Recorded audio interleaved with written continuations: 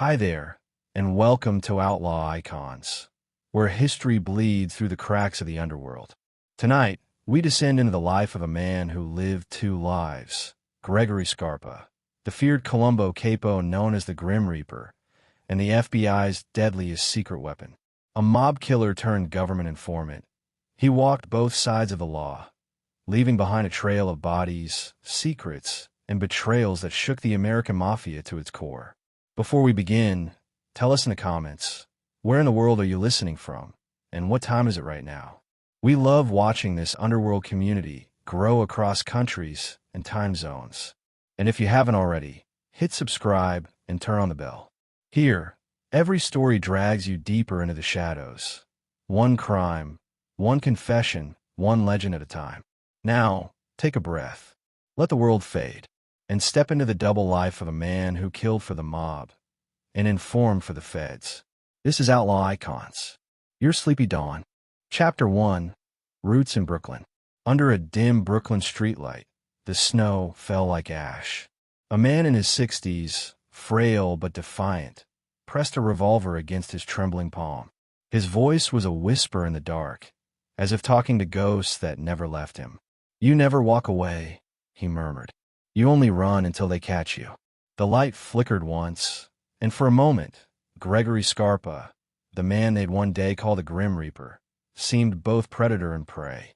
But to understand how a kid from a working-class Italian family became America's deadliest mob informant, we have to rewind the reel, all the way back to the streets that built him and the hunger that never left his eyes.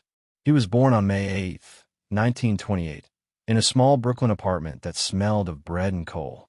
His parents, Salvatore and Mary Scarpa, were Italian immigrants chasing an American promise that never seemed to arrive.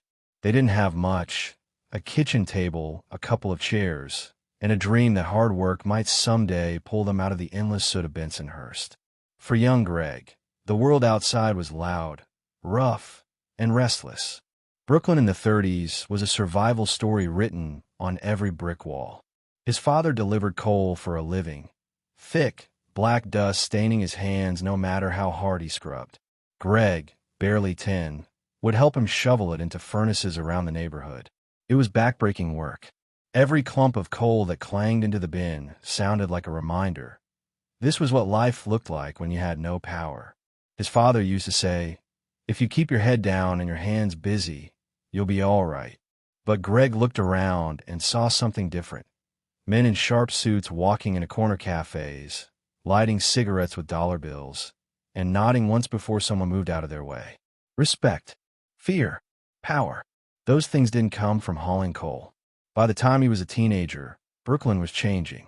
Prohibition was over, but the underworld it created was alive and thriving.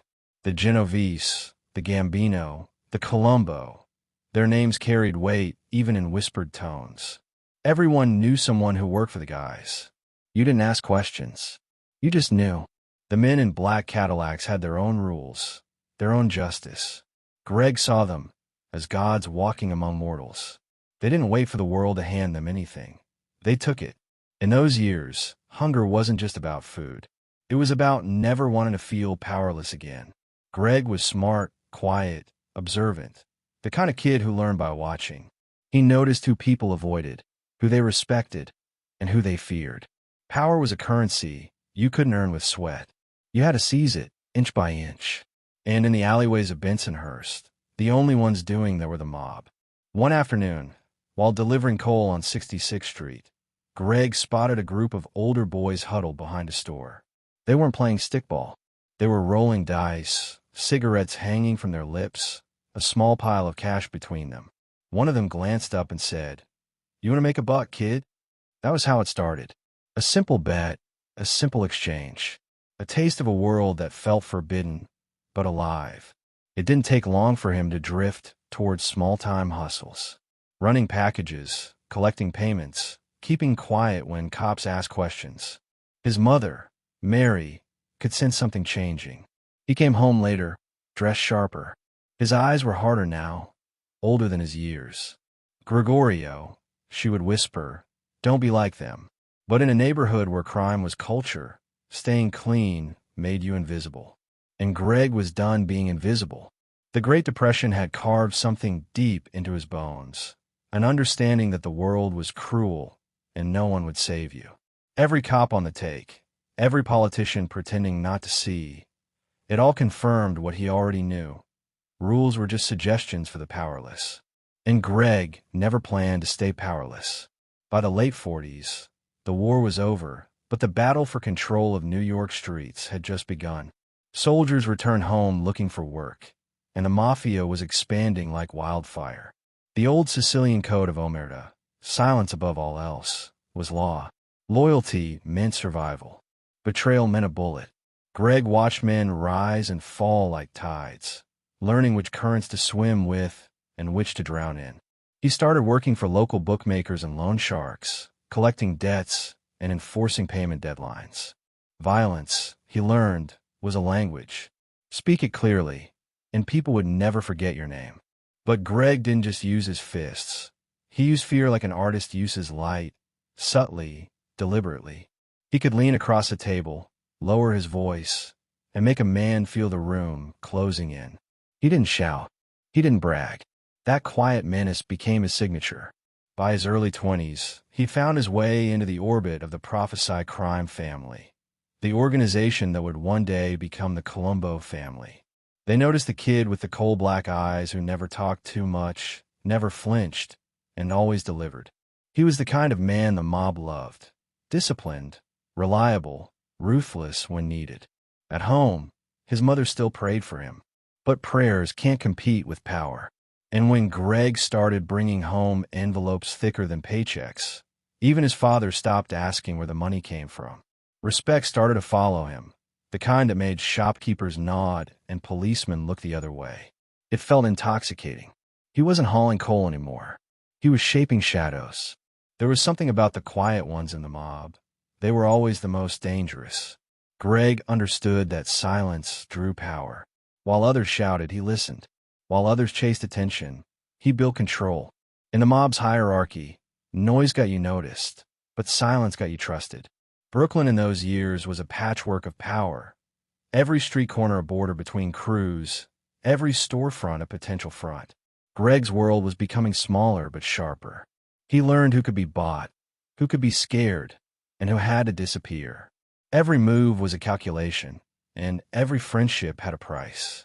Yet behind the hard exterior, there was still a trace of that boy who shoveled coal with his father. Sometimes, in the dead of night, he'd walk past the old buildings, the ones with the faint smell of smoke and dust, and wonder if this was what winning looked like. Trading innocence for control, family for fear. But then the thought would fade, replaced by the whisper of engines on quiet streets, the rhythm of the city that never stopped taking. He began frequenting bars where made men drank, quiet, smoky rooms where deals were made in nods and coded words. That's where he met his first mentor, an old soldier who taught him that loyalty wasn't about friendship, it was about survival. In this life, the old man said, you do what you have to, or someone does it to you. Greg never forgot that. It became a creed. By the time the 50s arrived, he was firmly entrenched in the underworld. The boy with coal dust on his hand was gone. In his place stood a man whose calm face hid 1,000 calculations. He'd seen what poverty did to people, how desperation turned men into tools. He refused to be a tool for anyone ever again. Still, he wasn't a boss. Not yet. He was a soldier earning his bones, building a reputation that would carry him into the highest ranks of the Colombo family. And in that climb, violence wasn't a side effect. It was the ladder itself. One broken jaw at a time. His first major test came when a neighborhood bookmaker shorted the family's take. Greg was sent to remind him. What happened that night became the kind of story people whispered for years. Not because of how brutal it was, but because of how calm it was. No shouting, no blood splatter in the open. Just a quiet visit, a few words exchanged, and a man who vanished by morning. That was the moment the street started calling him the Grim Reaper. Not for the number of bodies, but for the way he came, silent, inevitable, and cold. Every world has its myth. Greg's myth was born in those alleys. And like all myths, it grew darker with time. He wasn't just a soldier anymore. He was an idea, the embodiment of consequence. But even in the glow of his growing reputation, there was a shadow behind a shadow. The FBI was beginning to take notice of the Colombo family's movements, mapping out the underworld like a chessboard. And somewhere in that tangle of informants and investigations, Greg's path was quietly being written, one that would blur every line between loyalty and betrayal. He didn't know it yet, but his life was about to become one long balancing act between two deadly worlds. One demanded silence, the other demanded secrets, and both would kill him if he chose wrong. Sometimes, in the quiet before dawn, he'd stand by his window and watch the city lights flicker against the smog. Somewhere out there, men like him were making choices that could never be undone. He wondered if the game ever really ended, or if everyone was just running in circles, trading bullets for promises. By the end of the decade, Greg Scarpa had become something of a legend in Bensonhurst. To outsiders, he was a successful businessman with connections. To those who knew better, he was a storm waiting for an excuse. His name carried weight. His silence carried warning. And as Brooklyn moved into a new era, the 60s approaching fast, the FBI tightening its grip, the families shifting their alliances, Greg was standing at a crossroads. He could go deeper into the life, earn his button, and climb higher in the family. Or he could look for a way out. But in the Mafia, there was no exit door, only different shades of darkness. That night, he walked down the same street where he once delivered coal as a boy. The city felt colder now, emptier. The laughter from the bars didn't reach him anymore. He thought of his mother, of her quiet prayers whispered into rosary beads that had long lost their shine. Somewhere deep inside, a part of him still believed in redemption, but the rest of him knew better. A black sedan rolled past, its headlights cutting through the fog, and Greg stopped walking. For a moment, he thought he saw a face he recognized in the passenger seat. Someone from the old crew, someone who should have been dead. The car slowed, lingered, then disappeared around the corner. He didn't move, just stood there, hands in his coat pockets, feeling the old instinct rising. That uneasy awareness that in this world, peace was just the pause between wars. And somewhere in that still night, as the snow began to fall again, Greg Scarpa made a silent promise to himself. Whatever it took, he'd never be powerless again. But power, as he'd soon learn, has a price.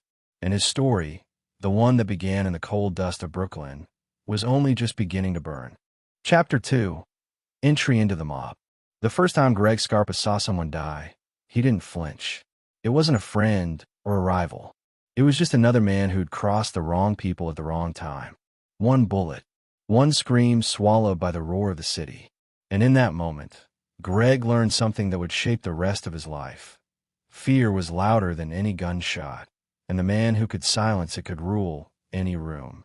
By the early 1950s, Brooklyn had become a breeding ground for ambition and crime. The dives were alive with deals, the bars thick with smoke and whispers.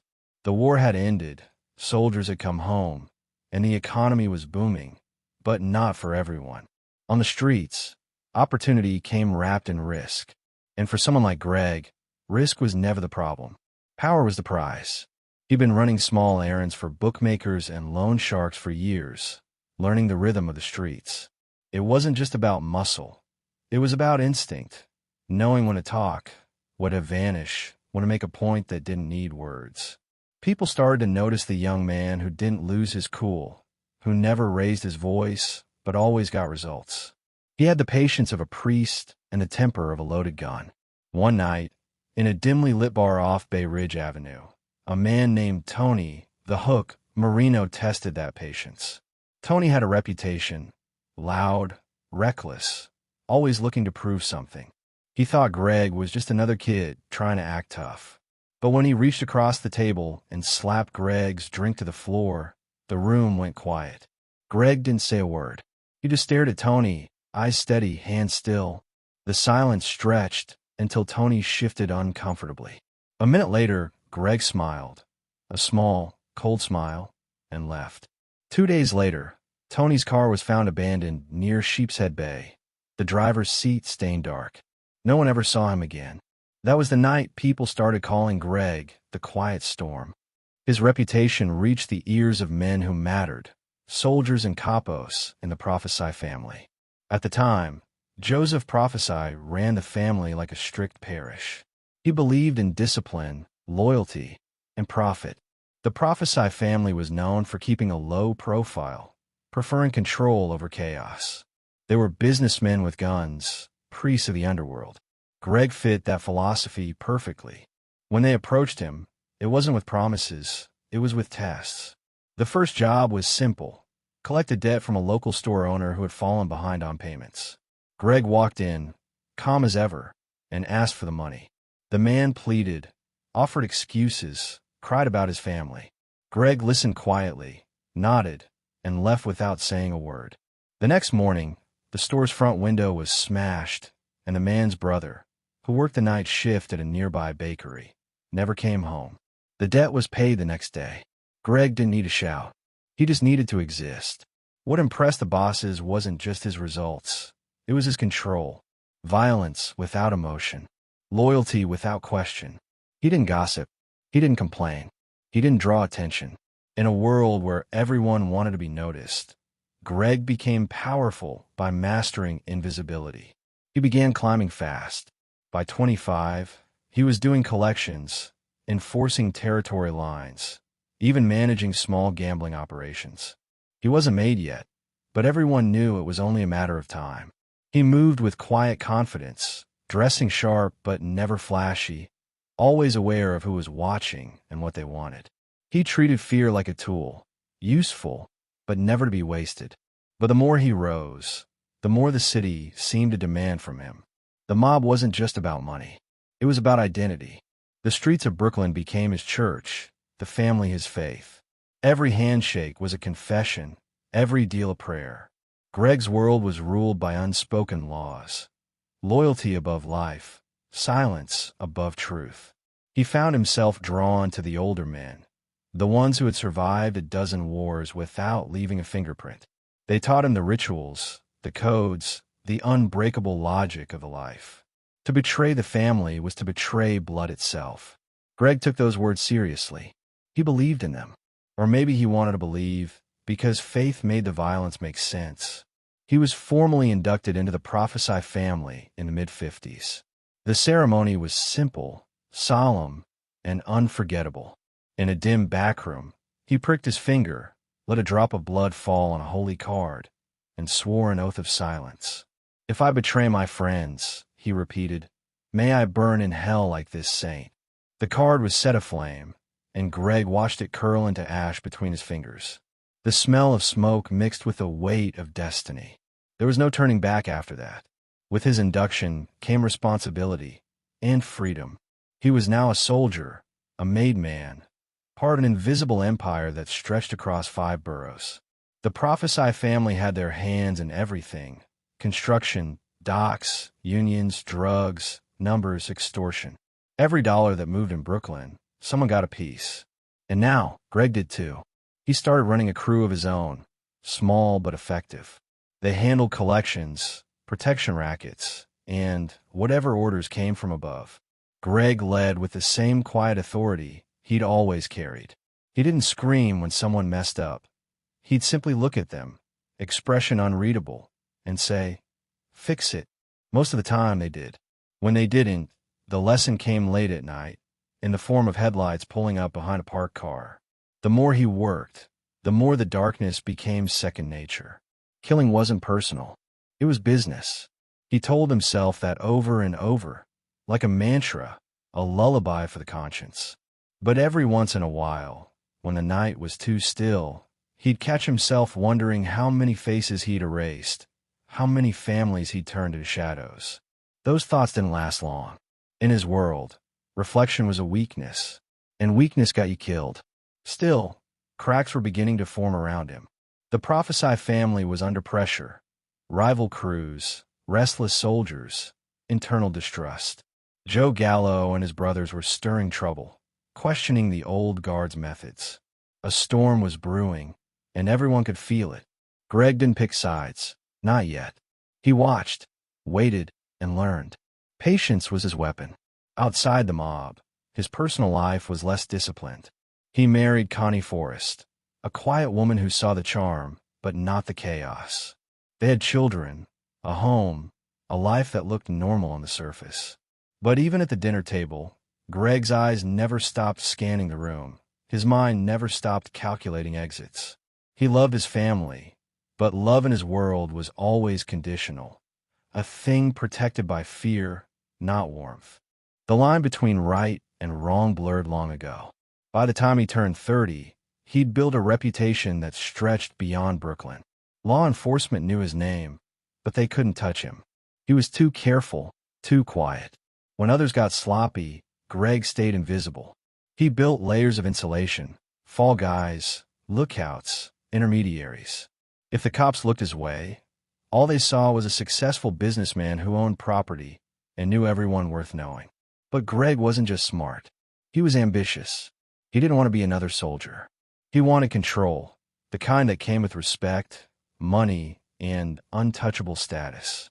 The kind his father could never imagine. He wanted to be feared by the same system that once ignored him.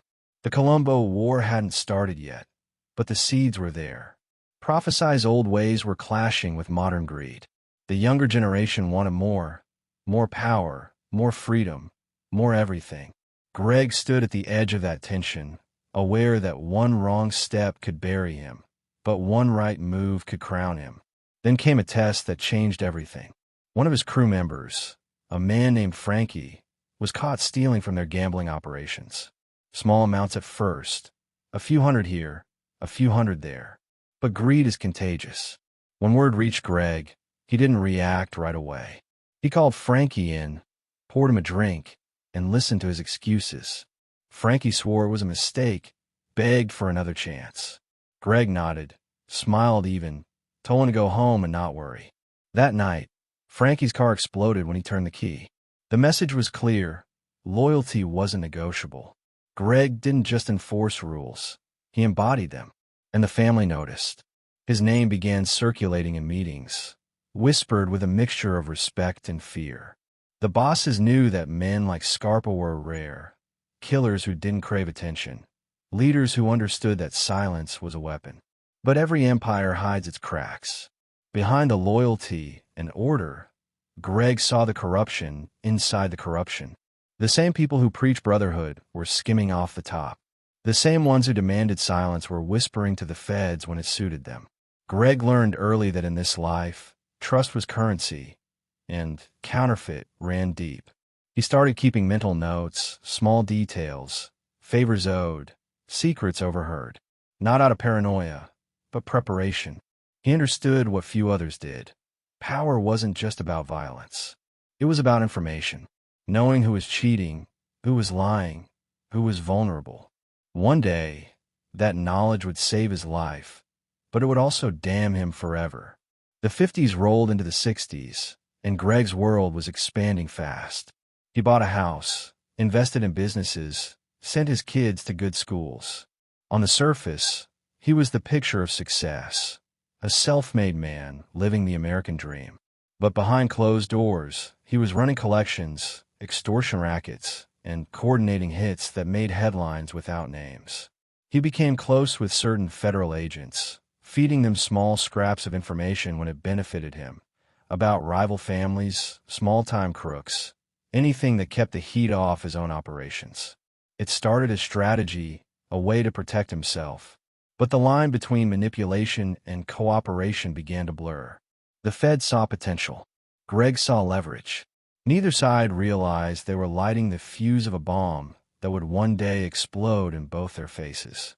He was still loyal to the family, but a different kind of loyalty was forming, one to his own survival. Every man in the mob feared two things: prison and betrayal. Greg, ever the strategist, found a third option: play both sides and make sure neither knows how deep the game goes. By the early 60s, his rise was undeniable. He had money, influence, and a reputation that stretched across the 5 families. They called him the Grim Reaper behind his back, a nickname he didn't like but never corrected. He'd earned it. Too many men had vanished quietly, their ghosts whispering his name in the alleys of Brooklyn. But even as he built his empire, he couldn't shake the feeling that the walls were closing in. The FBI was cracking down harder than ever. Wiretaps, informants, secret meetings. The mob's golden age was shifting into something colder, more dangerous. And Greg, with all his power and poise, stood right in the center of it. The same calm that made him unstoppable would soon make him invaluable, not just to the mob, but to the government itself. They didn't know it yet, but Gregory Scarpa was about to become the most dangerous kind of man, a killer with a badge in his pocket. And as the city lights flickered against the Brooklyn skyline, he stared out his window, smoke curling from his cigarette, wondering if maybe this was the moment his luck ran out. But deep down, he already knew luck had nothing to do with it. It was all calculation. It always had been. The streets outside were quiet, too quiet, like they were holding their breath. And somewhere in that silence, a deal was forming, one that would turn Greg Scarpa from a feared mobster into something far deadlier. A ghost who served two masters. A man with no side. The kind of man who would burn every bridge just to watch you try to cross. Chapter 3. The Grim Reaper emerges. They said his eyes could freeze a man mid-sentence. Not because of what they showed, but because of what they didn't. No emotion. No hesitation. Just a quiet calculation that seemed to measure every life by its usefulness. By the early 1960s, Gregory Scarpa had become something more than a soldier in the Colombo family. He was becoming a myth. The kind of man whose name made the air heavier in a room. You didn't say it loudly, you whispered it. Because by then, silence had become his signature, and silence, in the underworld, was the sound that came before death. His transformation didn't happen overnight. It crept in slowly, like fog rolling off the East River. Each year, each job, each body added another layer to the legend. The Prophesy family had changed names, alliances shifted, and bosses rose and fell. But Greg remained. He was a constant, the man who never cracked, never begged, never broke. The kind of enforcer that made bosses sleep easier and rivals look over their shoulders. The first time they called him the Grim Reaper, it was half joke, half truth. A man from a rival crew had refused to pay a cut on a gambling operation. Greg handled it himself. No witnesses, no noise, just a body found in an alley, a playing card tucked into the man's shirt pocket. Word spread fast. The name stuck, and the men who used it weren't laughing anymore. In the Mafia, fear was a currency, and Greg printed it in bulk. He didn't need to prove he was dangerous. Everyone already knew. His calm was his weapon, the kind that made men confess things they never meant to say. When he walked into a room, conversations shifted, laughter stopped, and the clinking of glasses became the only sound. It wasn't superstition, it was survival. The 1960s were a volatile time in America.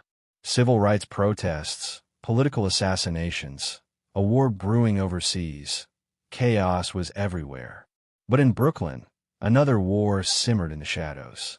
The Prophesy family was now known as the Colombo family, and internal tension was threatening to rip it apart. The Gallo brothers, Joe, Larry, and Albert, were challenging the old guard. They wanted a bigger cut, more power, more everything. Greg watched it unfold like a man studying the weather. He knew which way the wind was blowing, but he also knew when to stand still and let others get struck by lightning. He played both sides just enough to stay alive. To one group, he was the loyal soldier. To the other, the quiet mediator. But deep down, Greg didn't serve sides. He served himself. Every war was an opportunity to clean out rivals, collect debts, and climb higher. Every gunshot was a step on his staircase to control. During those years, the FBI began taking a deeper interest in him, not just as a target, but as a potential tool. They'd noticed something different about Scarpa. He wasn't just a killer. He was intelligent, organized, capable of keeping his cool even under pressure. In an age when mobsters were getting sloppy, he was methodical. That made him dangerous and useful. The Bureau had already infiltrated some low-level operations, but what they wanted was an insider, someone who could provide real intelligence on the inner workings of the five families. They approached Greg cautiously, through intermediaries, testing his interest. At first, he refused. To him, talking to law enforcement was blasphemy. But then came his first arrest, a federal robbery charge in 1962. It wasn't supposed to stick, but the case was serious enough to threaten his freedom. Behind closed doors, a deal was whispered. The FBI would make the problem disappear if he helped them with something no one else could. The details were vague, but the timing was no coincidence. That summer, 3 civil rights workers vanished in Mississippi: James Chaney, Andrew Goodman, and Michael Schwerner. The Bureau was desperate, pressured by the government, by the public, by the clock. They needed someone who could get people to talk in a place where no one talked to the feds. Greg, according to accounts that would surface decades later, was flown down south under a false identity. He didn't wear a badge, didn't carry official authority. What he carried was fear. The same weapon that worked in Brooklyn worked just as well in Mississippi. Within days, information began flowing. People who had sworn they knew nothing suddenly remembered everything. Whether through charm, threats, or violence, the truth was extracted. The bodies were found. The FBI denied it for years, but too many inside stories matched the same pattern. The Grim Reaper had become the Bureau's ghost. When he returned to New York, the deal deepened. He was now a confidential informant, though that term hardly fit. He wasn't snitching on his family, not yet. He was providing what they called strategic intelligence, rival crew movements, low-level activities, things that didn't touch his own operations. In return, the FBI turned a blind eye to much bigger crimes. It was a dangerous symbiosis, one built on deceit and mutual need.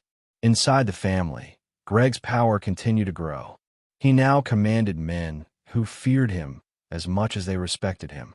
He ran operations across Brooklyn, loan sharking, extortion, gambling, all under the guise of legitimate businesses. He'd show up to family dinners in expensive suits, polished shoes, a smile that never reached his eyes. People said he carried more cash in his pockets than most families made in a year. But money wasn't what drove him. Control was. He began building a reputation for cleaning up problems, not just for himself, but for others. If someone went missing, it was often Greg's doing. If a message needed to be sent, he delivered it personally. One time, a low-level associate went rogue, trying to start his own operation without approval. Greg invited him to a meeting. They drank, they laughed, they shook hands, and when the man stood up to leave, Greg reached across the table and shot him once in the chest. Then he calmly finished his drink before walking out. Business, he said later, is just timing. Every killing hardened him, but also fed his legend. The story spread faster than truth. They said he could smell fear, that he'd once shot a man for talking too loudly in a diner. Some of it was exaggerated, but Greg didn't mind. In his world, myth was armor. The more monstrous the stories, the fewer men dared to challenge him. His double life continued quietly. The FBI handler assigned to him, Agent Lindley DeVecchio, developed a relationship that blurred every professional line. DeVecchio admired him, maybe even envied him. Greg provided information that made the agent look good, while the agent protected Greg from investigations that could ruin him. It was a relationship built on ambition and compromise, and it would eventually destroy them both. By the mid-60s, Greg's criminal empire was thriving. He'd become indispensable to the Colombo hierarchy, the man who got things done when others hesitated. But the weight of his two worlds began to show. He'd spend mornings at FBI offices, sipping coffee while discussing case files, then spend nights in Brooklyn social clubs planning hits. The contradiction didn't bother him. In his mind, both worlds ran on the same principle: loyalty until it wasn't convenient. He started carrying 2 guns, one for the streets, one for peace of mind. His health was perfect, his instincts sharper than ever. But paranoia crept in like a slow leak. He trusted no one completely.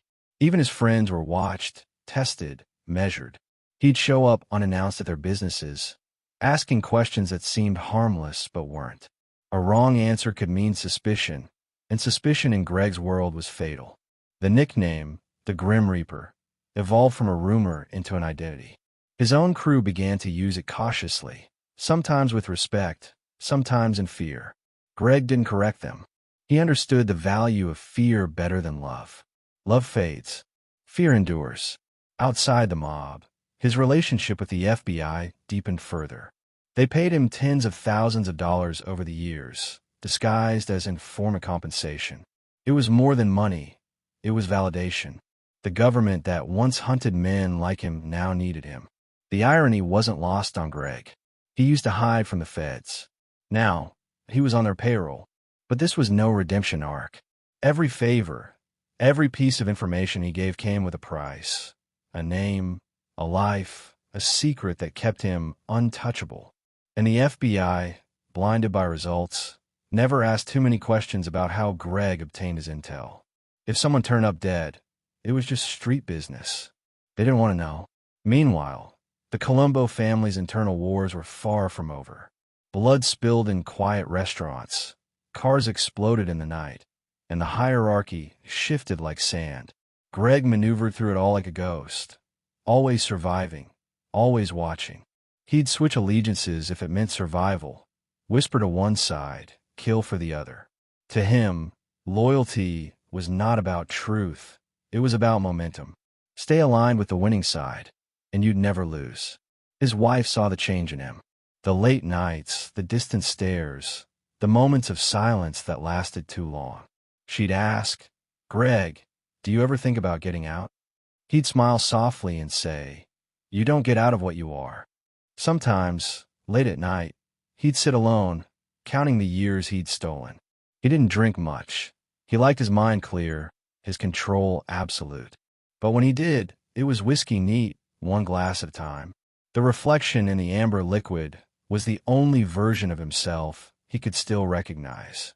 By the late 60s, Greg's reputation extended beyond New York. He had friends in Florida, contacts in Vegas, whispers in Cuba. The FBI saw him as a golden asset, a man inside the Mafia machine. The Mafia saw him as a soldier who never failed. Neither realized that Greg was no longer playing either game. He was building something else, a personal empire of influence, protected by one truth: no one could prove anything. He wasn't the biggest earner. He wasn't the flashiest killer. But he was the most efficient. Every action had purpose. Every death had reason. He once told an associate, "You don't kill because you're angry. You kill because you need to keep breathing." Then came a moment that would test his dual identity like never before. A rival crew hit one of Greg's associates, a warning meant for him. The FBI wanted him to stay out of it, fearing exposure. The family wanted him to retaliate. Greg did both. He gave the Bureau just enough information to make them think he was cooperating, then tracked down the rival responsible and handled it his way. The man's body was found 3 days later in a trunk near Coney Island, hands folded neatly, a rosary placed between them. The message was unmistakable. The Grim Reaper doesn't forgive. As the years went on, his legend darkened. The calm smile, the soft voice, the polite manners, they became masks for a man who lived in constant tension between damnation and control. He'd become what the mob feared most and what the FBI couldn't control: a killer who answered to no one. Behind the scenes, the Bureau's relationship with him was growing riskier. Reports vanished. Evidence was buried. Files went missing. Agent DeVecchio's supervisors began asking questions.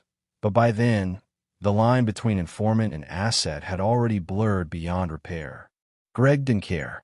The more chaotic the system became, the safer he felt.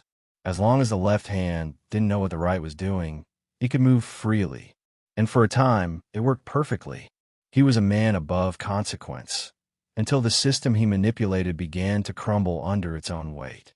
The 70s were coming, and with them, a new kind of mob war, one not fought in alleys but in courtrooms. Wiretaps, surveillance, and racketeering laws would begin to dismantle the old ways. The families were getting paranoid. The FBI was getting smarter. And Greg Scarpa, the Grim Reaper, was standing at the edge of both worlds, wondering how long a man could serve two masters before one decided to collect. That night, as the city buzzed below his apartment window, he lit a cigarette and watched the smoke drift into the darkness. For a moment, he thought about the bodies buried in shallow graves, the deals made in whispers, the blood he'd spilled to stay invisible. Then he smiled, that same quiet, calculated smile that had carried him from the cold dust of Brooklyn to the heart of the American underworld. He thought he had mastered the game, but what he didn't know was that the next move wasn't his to make. And somewhere in the distance, in the hum of the city he thought he owned, the wind began to shift, carrying with it the faint, inevitable sound of reckoning. Chapter 4. A secret collaboration begins. The knock came just after midnight. 3 slow taps, then silence. Greg Scarpa froze where he stood, a glass of scotch half raised in his hand. He wasn't expecting anyone. In his world, a knock at that hour was never social. He slid the pistol from the drawer, its metal cold against his palm, and waited. Another knock, lighter this time. Then a voice, calm, measured, familiar. "It's me." The tension in his shoulders eased just enough for him to open the door. On the other side stood a man in a trench coat, eyes sharp but cautious. An FBI agent. Scarpa didn't speak. He just stepped aside, letting the agent in, closing the door behind him with the soft click of inevitability. That night marked the beginning of one of the strangest and most dangerous relationships in American crime.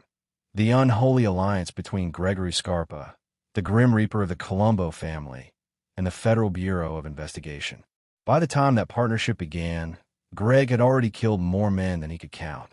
He wasn't proud of it, but he wasn't ashamed either. In his mind, murder wasn't an act of cruelty. It was maintenance. Like pruning a garden. Cut away the weak branches so the rest could grow strong. He told himself it was business, survival. But deep down, he knew it was about control. Killing made him feel like God in a city that worshipped fear. Yet for all his power, he understood the truth that few mobsters dared to admit. Even the strongest man can't outrun the law forever. And when the Bureau finally came knocking, Greg didn't resist. He listened. He calculated.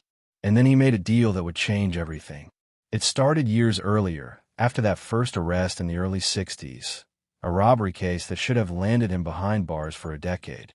But the charges vanished like smoke, replaced by sealed records and vague rumors. Only later would people piece it together. Scarpa had struck his first quiet bargain. He'd give the FBI something they couldn't buy, access to a world they couldn't touch. In return, they'd give him the one thing no killer could buy: immunity, invisible and absolute. At first, it was transactional. The Bureau would ask questions. Greg would give answers. Who's moving money through the docks? Which crew is dealing with the unions? Who's skimming from who? He never gave them anything that endangered his own family, but he fed them just enough to keep them hungry. And in the process, he discovered something unexpected. Power didn't just come from fear or money. It came from leverage. Now he had both sides in his pocket. The FBI saw him as an asset. The mob saw him as untouchable. Neither realized how deep his game ran. The first major test of this new relationship came in 1964, when 3 civil rights workers disappeared in Mississippi. The Bureau was desperate, humiliated, and under enormous public pressure to find the bodies. They needed results fast. But in the Deep South, no one talked to the feds. Fear ran too deep, and silence was part of survival. According to later accounts, though the FBI would always deny it, one agent suggested using Scarpa. If anyone can get people to talk, he said, it's him. Within days, Greg was flown to Mississippi under a false name. No badge, no uniform, no backup, just his presence and his reputation. The invisible aura that made people's throats close when he looked at them too long. They said he visited small towns, asked questions no one else dared to ask, and when questions failed, he used methods the Bureau couldn't put in writing. Some said he beat a suspect until the man revealed where the bodies were buried. Others claimed he simply stood in a doorway, silent, until the truth fell out of fear. Whatever happened, the results came fast. The missing men were found. The Bureau got its headlines. Scarpa got his freedom. When he returned to Brooklyn, The deal solidified. The FBI had seen what he could do. They didn't ask how. They didn't want to know. What mattered was results. And for a man like Scarpa, results were easy. Violence was his native language. The Bureau learned to communicate in whispers, cash envelopes, and winks. They started calling him their top confidential source. But the irony wasn't lost on him. The same agency that hunted the Mafia now had one of its deadliest killers on the payroll. Greg's handler was Agent Lindley DeVecchio, a man whose ambition matched his own.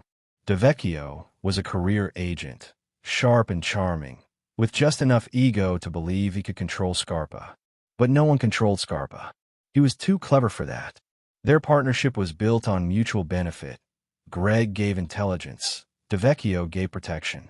The arrangement blurred the lines of morality, legality, and loyalty. Together, they created a secret system of exchange, one where favors replaced justice and information became currency. The Bureau's reports on Scarpa were always vague, sanitized summaries that hinted at his sources without naming the methods. Behind those reports lay the reality of a man who lived in contradiction. In the morning, he'd meet with federal agents, discussing raids and surveillance targets. By night, he'd sit with his crew in Brooklyn's Avenue U Social Club, planning hits and shakedowns. The same hands that took money from the government signed orders for murder hours later. To the FBI, he was indispensable. To the mob, he was invisible. But to himself, Greg Scarpa had become something else entirely, a phantom walking the line between power and damnation. He started seeing himself not just as a survivor, but as a necessary evil, a balance between chaos and order. "They need me," he once said to an associate, "more than they'll ever admit." He wasn't wrong. The Bureau had become addicted to his results. Every time they hit a dead end, Scarpa's name came up. He had information no one else could provide. He could predict moves before they happened. And the more they relied on him, the less they questioned him. That was his genius. He didn't hide his crimes. He buried them under the weight of his usefulness. For a while, it worked flawlessly. Scarpa's FBI protection made him untouchable. Local cops avoided his cases. Prosecutors backed off. Whenever his name appeared in an investigation, files disappeared or witnesses forgot details. The Grim Reaper had found his cloak of invisibility, and it was stitched together by the very people sworn to bring men like him down. But there was one rule Greg always followed: never let anyone see both sides. Not his crew, not the bosses, not even his family. He kept his double life buried beneath layers of loyalty and lies. To the Colombo family, he was still the trusted enforcer, the man who handled business cleanly and efficiently. To the FBI, he was a weapon against chaos, a necessary sinner in service of justice. In truth, he was neither. He was just playing a longer game than anyone else.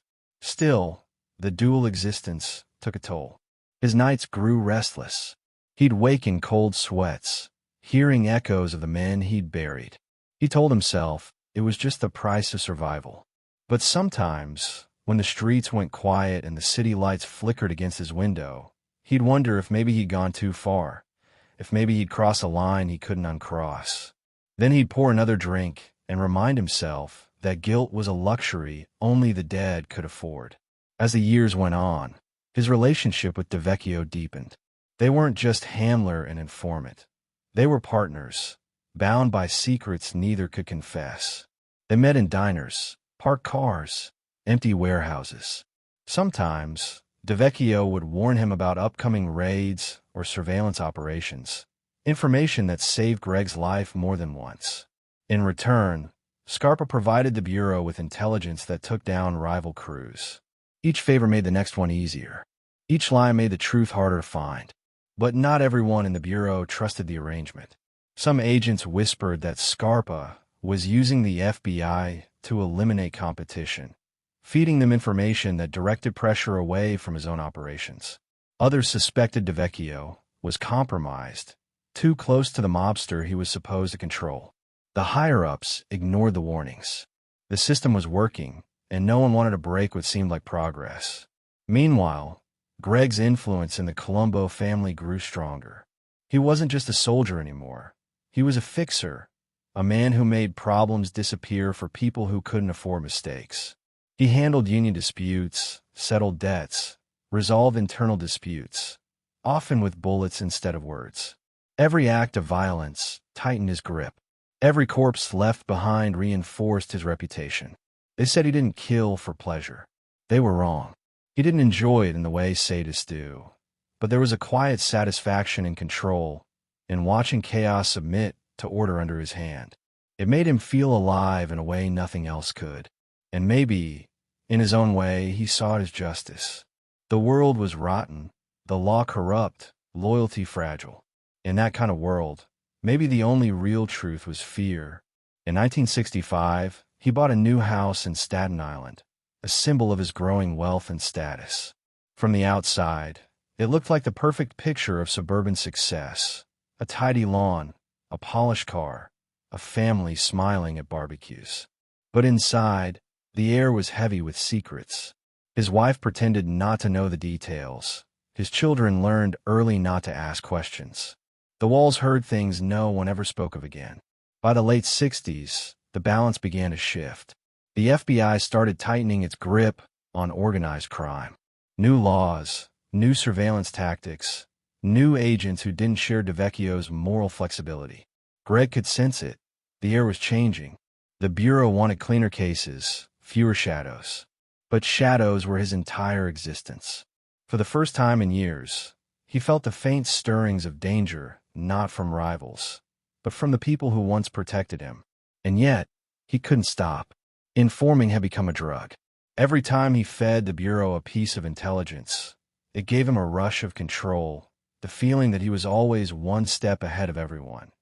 Even fate itself. He was invincible, or so he thought. The streets were different now. Younger soldiers were coming up, hungrier, louder, more reckless. They didn't understand the old rules. They thought loyalty was a choice, not a code. Greg watched them with contempt. He knew they'd burn out fast. And as they did, he would collect their ashes and rebuild his empire, brick by brick, lie by lie. But deep inside, something had shifted. He wasn't just killing for the family anymore. He was killing to maintain the illusion, the fragile balance between two worlds that could never coexist forever. One wrong move, one loose word, one curious agent, and everything would collapse. On a cold night in 1969, Greg sat in his car outside the social club, cigarette smoke curling through the open window. Across the street, an FBI sedan idled quietly, its headlights off. DeVecchio sat inside, pretending to read a newspaper. They didn't wave. They didn't speak. But they both knew the truth. The line between them no longer existed. Greg smiled faintly, flicked his cigarette into the gutter, and stepped out into the night. He'd made it this far by trusting no one and fearing nothing. But as the darkness closed in around him, even he couldn't ignore the feeling that he'd invited something into his life that couldn't be buried. Not with money, not with bullets, not even with silence. He thought he could control it. But secret collaborations have a way of taking on lives of their own. And soon, Greg Scarpa's deal with the devil would become the only thing keeping him alive, and the very thing that would one day destroy him. Chapter 5. Balancing Two Worlds. The first lie Greg ever told the FBI was that he could handle both lives without losing control. It wasn't arrogance, it was survival instinct. To him, the world was a chessboard, and he'd learned to move like a ghost between the black and white squares. One side wanted blood, the other wanted justice, and both thought they owned him. But Greg Scarpa had never belonged to anyone. Not to the Colombo family, not to the Bureau, not even to his own conscience. Each morning began the same way. A cup of coffee, a quiet moment by the window, and a glance toward the street where unmarked cars sometimes idled just long enough to make him wonder. He'd watch the sunlight stretch over Brooklyn rooftops and think about how easily everything could collapse. But then the phone would ring, and the thought would vanish. A federal agent on one line, a capo on the other.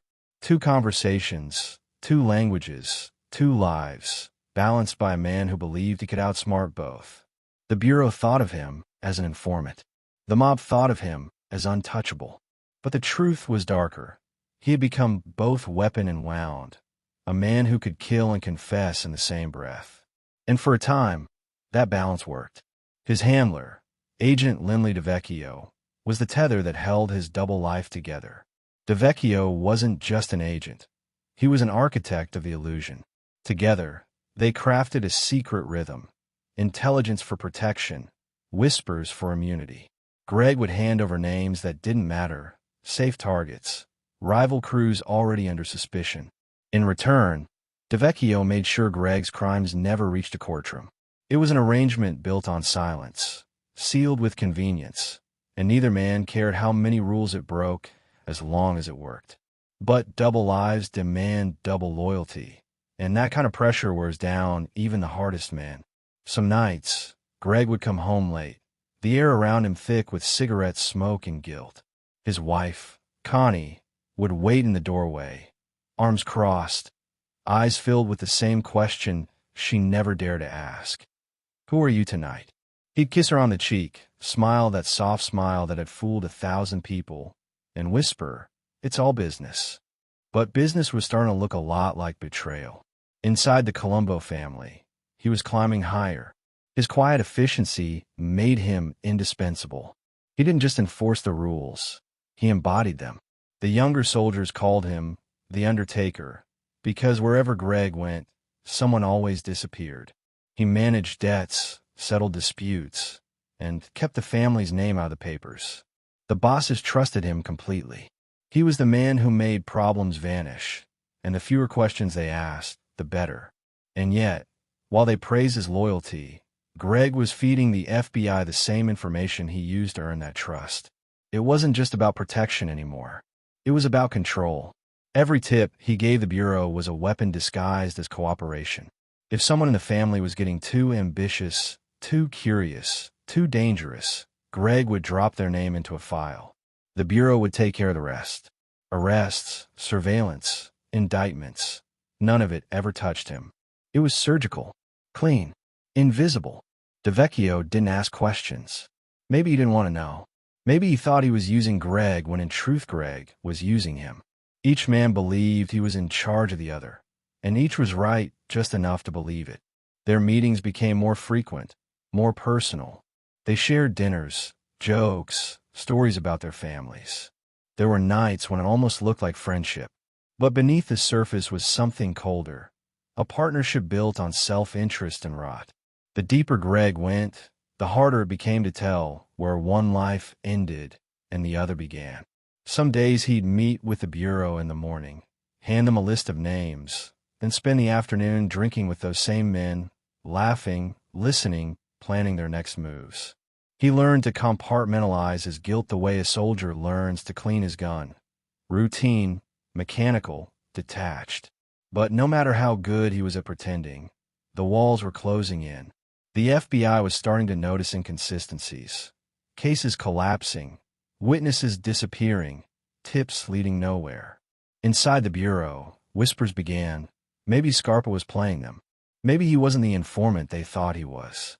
DeVecchio defended him, swore by his reliability, dismissed the doubts as jealousy. But those doubts didn't disappear. They multiplied. Meanwhile, inside the family, a different kind of suspicion was growing. The Colombo hierarchy had started hearing rumors about someone close to the top feeding information to the feds. They didn't want to believe it was Scarpa. He'd earned too much respect, too much fear. But respect fades faster than fear, and fear has a way of asking ugly questions. Greg noticed the change, the glances that lingered too long, the pauses in conversations, the subtle tests of loyalty. He answered them all the same way, with results. Every time someone doubted him, a rival vanished.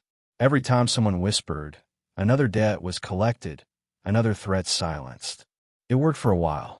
Violence was the language everyone understood. But violence has gravity. It pulls you in, drags everything toward it, until even silence starts to feel like confession. One night in 1970, he met with DeVecchio in a car parked on a side street in Staten Island. Rain drummed against the roof like nervous fingers. "They're watching me," Greg said quietly. "My own people." The agent nodded, pretending calm. Then we keep you safe. You give us more, we'll give you distance. Greg laughed low, bitter. You think distance saves anyone in this life? He wasn't scared, but he was tired. Living two lives meant never living at all. Every day was a performance, and even the best actors eventually forget the lines. He started slipping, small mistakes, things no one else would notice. Using the wrong slang in meetings. Showing up late to sit-downs. Calling an FBI contact from a phone too close to home. Little cracks, tiny fractures in the illusion. But luck had always loved Greg. And whenever he stumbled, fate seemed to steady him. When the Bureau's own internal watchdogs began sniffing around DeVecchio's cases, they found nothing but smoke and missing files. When a rival within the family accused Greg of being too cozy with law enforcement, that rival was found shot twice in the chest behind a deli in Bensonhurst. For most men, living like this would have been a nightmare. For Greg, it was power. He was no longer bound by the rules that governed other criminals. He had rewritten the code, made his own version of omerta. It wasn't silence that kept him alive. It was balance. The delicate equilibrium between truth and lies, loyalty and betrayal. Still, every deal has its cost. The Bureau's demands grew bolder, and Greg's conscience, whatever was left of it, began to twist. They wanted more than tips now. They wanted results. Arrests. Convictions. He had to give them bigger names, bigger stories. And that meant turning his gaze closer to home.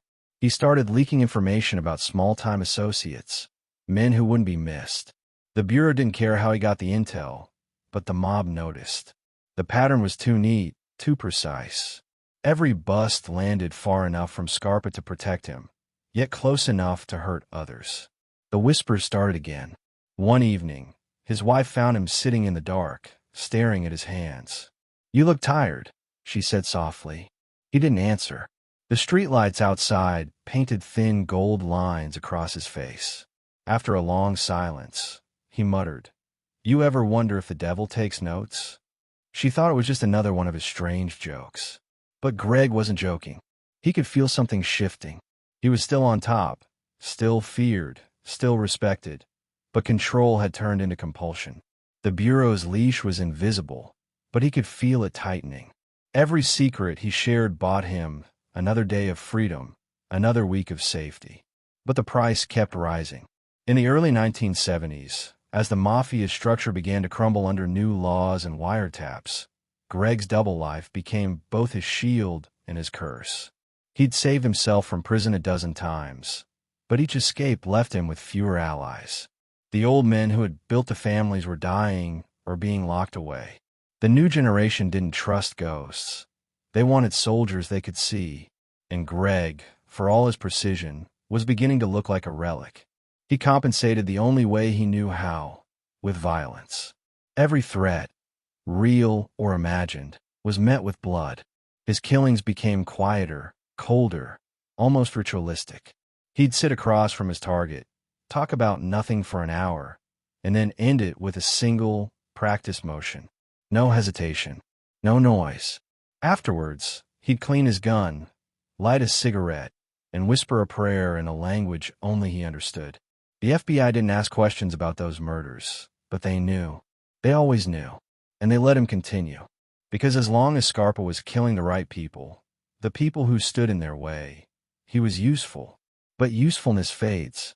And in the dark corners of his mind, Greg began to wonder how long before the Bureau decided they no longer needed the Grim Reaper. He tried to prepare for that day. Stashed money in offshore accounts. Kept blackmail material, photos, recordings, secrets he could trade if the tables turned. But even he couldn't plan for everything. Because what he didn't know was that his own blood would one day inherit his curse. That his son, Gregory Jr., would follow his path straight into the same storm. For now, though, Greg still ruled the balance. The mob feared him. The FBI fed him. The city bent to him. He'd become something rare. A man too valuable to kill and too dangerous to trust. And yet, late at night, when the city went quiet and the ghosts came calling, even he sometimes caught himself staring into the mirror, trying to remember which face was his. The enforcer, the informant, the father, the phantom, the man who believed he could dance with death forever without ever missing a step. But every dance has a final song, and the music was about to change. Chapter 6, Gaining Power in the Colombo War. The war didn't begin with bullets. It began with whispers. Small, quiet ones that passed through social clubs and cigarette smoke, growing louder with each retelling until they turned into something impossible to ignore. Brooklyn was changing again, and this time, it wasn't just the streets that were bleeding, it was the family itself. By the early 1990s, the Colombo family, once the most stable of the 5 families, was eating itself alive. At the center of that chaos stood Greg Scarpa, older now, sicker, but still dangerous. The Grim Reaper had been many things in his life: a killer, a businessman, an informant. But now, as the Third Colombo War ignited, he was about to become something else entirely, a man fighting for control of his own crumbling kingdom. It started when Boss Carmine, the Snake, Persico, was sent to prison for life. From his cell, Persico still tried to run the family, passing orders through loyal captains and trusted soldiers. But not everyone wanted to take orders from a man behind bars. His acting boss, Victor Orena, began to believe he could lead better. At first, the disagreement was subtle, a difference in management, a quiet power shift. But ambition, like gasoline, only needs a spark. Orena decided he didn't want to act anymore. He wanted the throne. The family divided overnight, half loyal to Persico, half to Orena. Streets that once belonged to brothers became hunting grounds. Greg Scarpa had already lived through decades of blood, but this was different. This wasn't business. It was personal. Lines weren't drawn between families now. They were drawn between friends. He'd eaten dinners with men he was suddenly expected to kill. He'd watched nephews of old allies switch sides for a little more cash, a little more territory. The world he'd helped build was splitting in two, and every move could be his last. At first, he tried to stay neutral. He told people he didn't care who wore the crown, as long as the family made money. But Greg wasn't built for neutrality. He'd always been loyal to Carmine Persico, and loyalty in the mob wasn't just a choice. It was a declaration of identity. When the first shots were fired, Scarpa picked his side. He aligned himself with the Persico loyalists, the old guard who believed in the blood oath, the rules, the hierarchy. But in a war without rules, that loyalty became a target. He wasn't as young as he used to be. The sickness had already started eating away at him. Years earlier, a bad blood transfusion had given him HIV. His once solid frame had thinned, his eyes shadowed by fatigue. But weakness in Greg was just another mask. Even as his body betrayed him, his mind remained sharp, colder, maybe even clearer. Pain had a way of simplifying things. He stopped pretending there was any moral balance left in the life. There was only survival, and survival required killing first. The first ambush came in November 1991. Scarpa had been driving through Brooklyn with his son and daughter in the car when gunmen opened fire. The windshield shattered. Bullets tore through metal. His daughter screamed. His son grabbed for the floor. Greg slammed the gas, glass cutting his face as he sped away. Somehow, none of them were killed. Later, when detectives arrived, Greg didn't wait for questions. He cleaned the blood from his hands, looked the cops dead in the eye, and said, "You tell those animals they missed." That night changed everything. From then on, there was no pretending he was just another soldier. He became commander of the Persico faction's hit team, orchestrating a private war from the streets of Bensonhurst to the quiet cul-de-sacs of Staten Island. His house turned into a fortress. Family members moved through the halls like ghosts. Windows were covered. Cars rotated daily. Scarpa carried guns everywhere, on the nightstand, in the kitchen, even beside his favorite chair. The FBI watched all of it unfold from the sidelines, half fascinated, half complicit. His handler, Lindley DeVecchio, was still in the picture, still feeding him information, locations, wiretap rumors, names of suspected Orena men. Some of those men ended up dead within days. The Bureau's fingerprints were nowhere to be found, but the timing was too perfect to be coincidence. Whether DeVecchio meant to help or simply didn't care, Greg had turned federal intelligence into ammunition. The law and the underworld had never been closer, and never more corrupt. He led from the shadows, rarely doing the shooting himself anymore, but always pulling the strings. His crew would meet in his basement, maps and photographs spread across the table like military briefings. They called it the war room. Every target was discussed with the precision of a surgeon. Scarpa didn't believe in chaos. He believed in messages. You don't shoot a man because you can, he told them. You shoot a man because everyone else needs to see what happens when you do. Brooklyn became a chessboard death. Drive-by shootings on Avenue U, bodies dumped in parking lots, restaurant ambushes that left walls dripping red. Civilians were caught in crossfire. Old women ducked behind fruit stands as cars sped past spraying bullets. No one was safe. Even within the Colombo ranks, paranoia reigned. Men started wearing bulletproof vests to family dinners. Some didn't leave their houses for weeks. Others vanished completely. Through it all, Scarpa seemed untouchable. It was as if the war gave him new life. The disease that had weakened him physically only seemed to fuel his ruthlessness. He joked that he couldn't die twice. To his men, that made him fearless. To his enemies, it made him terrifying. Even when he coughed blood, he refused to slow down. Death, he said once, is just another form of respect. It means they remember you. In 1992, he launched a counteroffensive that became the stuff of mob legend. He began hunting down Arena's loyalists personally. One by one, they disappeared. Sometimes they were found days later, sometimes never. Among those believed to have met the Reaper's wrath were Thomas Amato, Vincent Fusaro, Rosario Nastasa, and James Malpiso. Each death sent ripples through the underworld. Greg didn't leave notes. He left examples. The Persico faction rallied behind him. In the chaos, he became something close to a general, half feared, half revered. But the power came with ghosts. His own crew started to splinter under the pressure.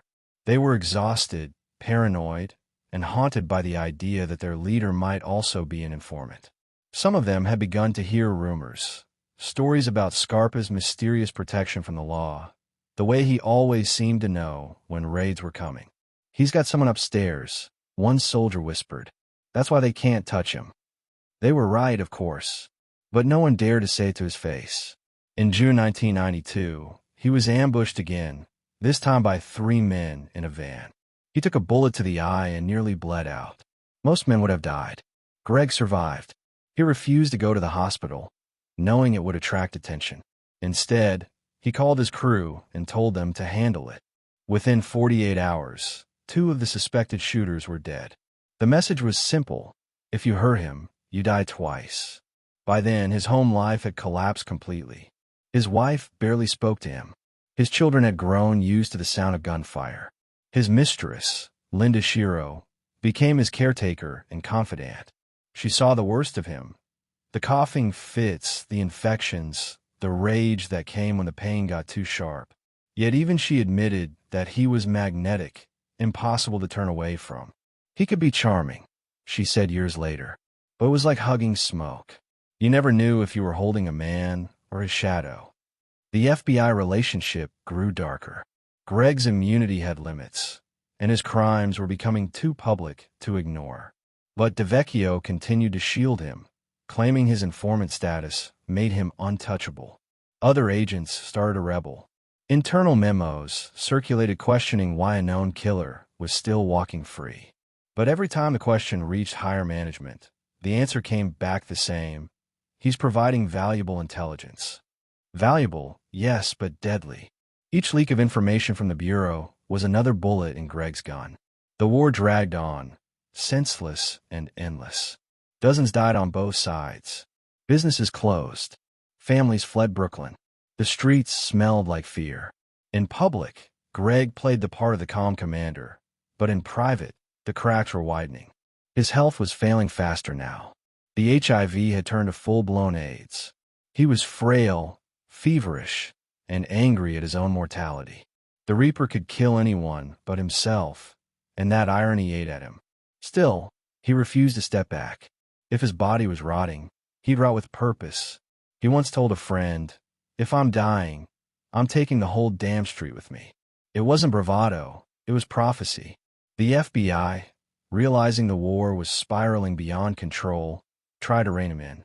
They asked him to stop, to focus on information instead of violence. Greg laughed in their faces. "You can't tell me not to breathe," he said. "This is who I am." DeVecchio looked the other way, pretending not to notice the chaos his star informant was unleashing.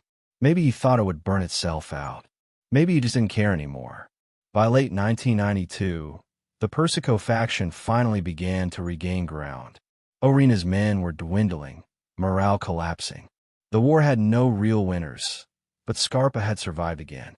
When the smoke cleared, he was still standing, scarred and skeletal, one eye blind, his health failing, but undefeated.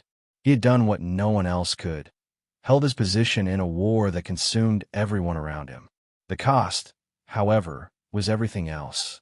His empire was shrinking. His crew was fractured. His family was terrified of him.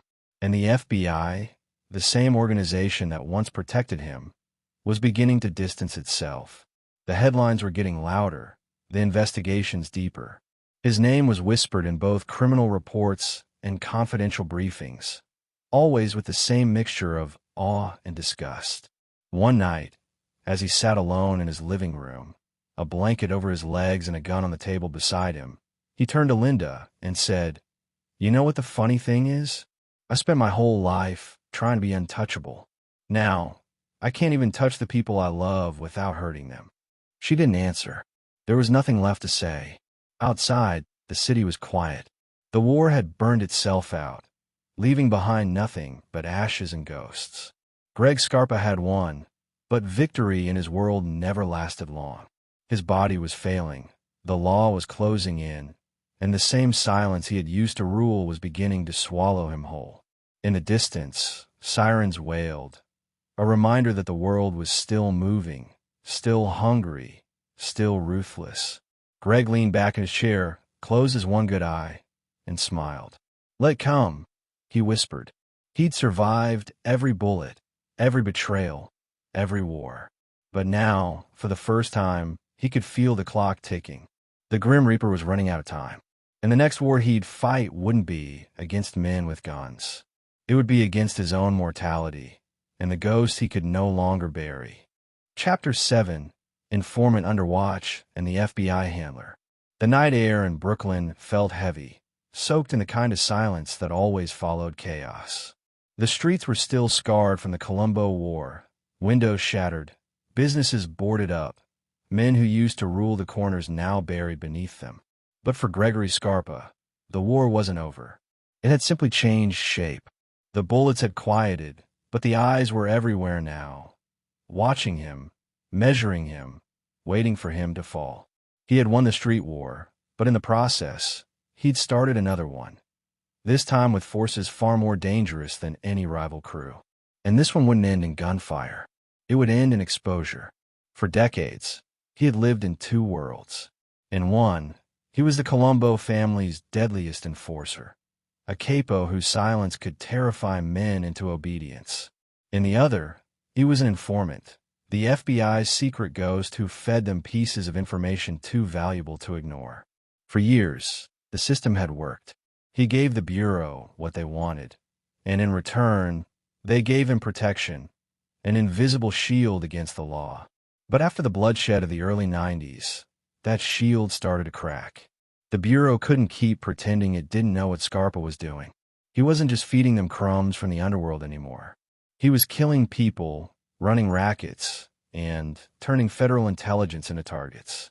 And the man caught in the middle of that growing storm was his longtime handler, Special Agent Lindley DeVecchio. Their relationship had begun as something professional, but over the years, it had morphed into something else, something darker and more intimate. They weren't just handler and informant. They were partners in secrecy. Some said they were friends.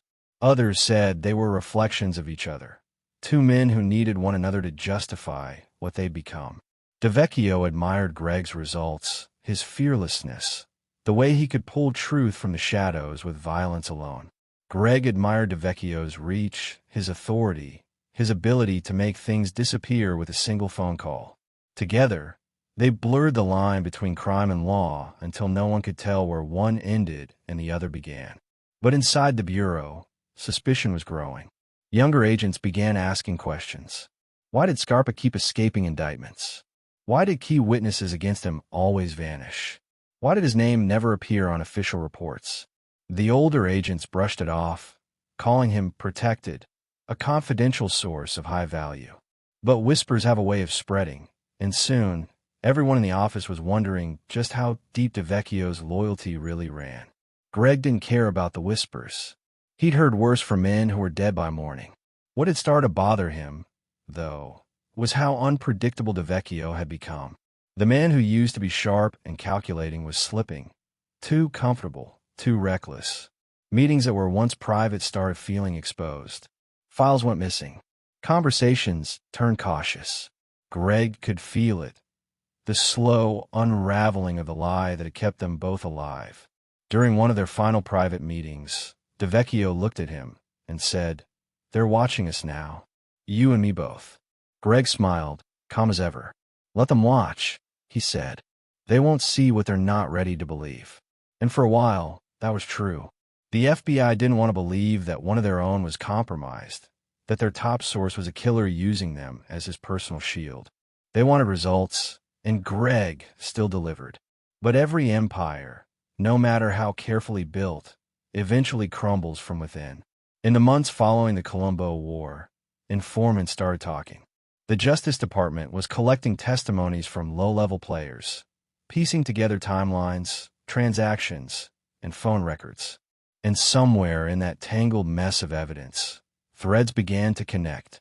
They all led to one place, to the quiet arrangement between Greg Scarpa and Agent DeVecchio. The first real crack appeared when an internal review uncovered that DeVecchio had accessed classified files about ongoing investigations and shared them with Scarpa's alias accounts. It wasn't direct proof, but it was enough to raise alarms. The Bureau launched a secret inquiry, one meant to protect itself before the media could catch wind of the scandal. And as the investigation grew, so did the danger for Greg. The very people who once kept him safe were now circling him, hunting their own ghost. Greg was no fool. He'd always prepared for betrayal. He kept evidence locked away, tapes, letters, hidden documents that could ruin careers if they ever saw daylight. They were his insurance policy, a way to make sure that even if he fell, he'd drag everyone else down with him. But it wasn't just paranoia. He could feel the shift. The phone calls from DeVecchio became shorter, colder. The laughter they used to share over whiskey and cigars was gone. Their last few meetings were marked by silence and stares that said more than words ever could. At the same time, the FBI's patience with its own informant was running out. Other agents had begun investigating Scarpa's involvement in multiple murders during the war, killings that couldn't be ignored anymore. Too many bodies. Too many coincidences. Greg's immunity, which once seemed absolute, was starting to feel fragile. Still, he refused to stop. Killing had become his language, his way of maintaining order in a world that was falling apart. Even as his health deteriorated, he kept orchestrating hits from his living room, his voice rasping through phone lines like a ghost commanding soldiers from the grave. He was still living in Staten Island then, still trying to appear as a normal old man to his neighbors. The house looked peaceful from the outside, well-kept lawn, tidy curtains, but inside, it was a fortress. Guns hidden in drawers, cash stashed behind furniture, maps spread across the table. Even his family had grown used to the tension, the sense that the walls themselves were listening. His mistress, Linda Shiro, would later recall how he'd pace the hallways at night, muttering to himself about loyalty, about betrayal, about people who needed to be taken care of. He wasn't just fighting enemies anymore. He was fighting time. The disease was taking him fast.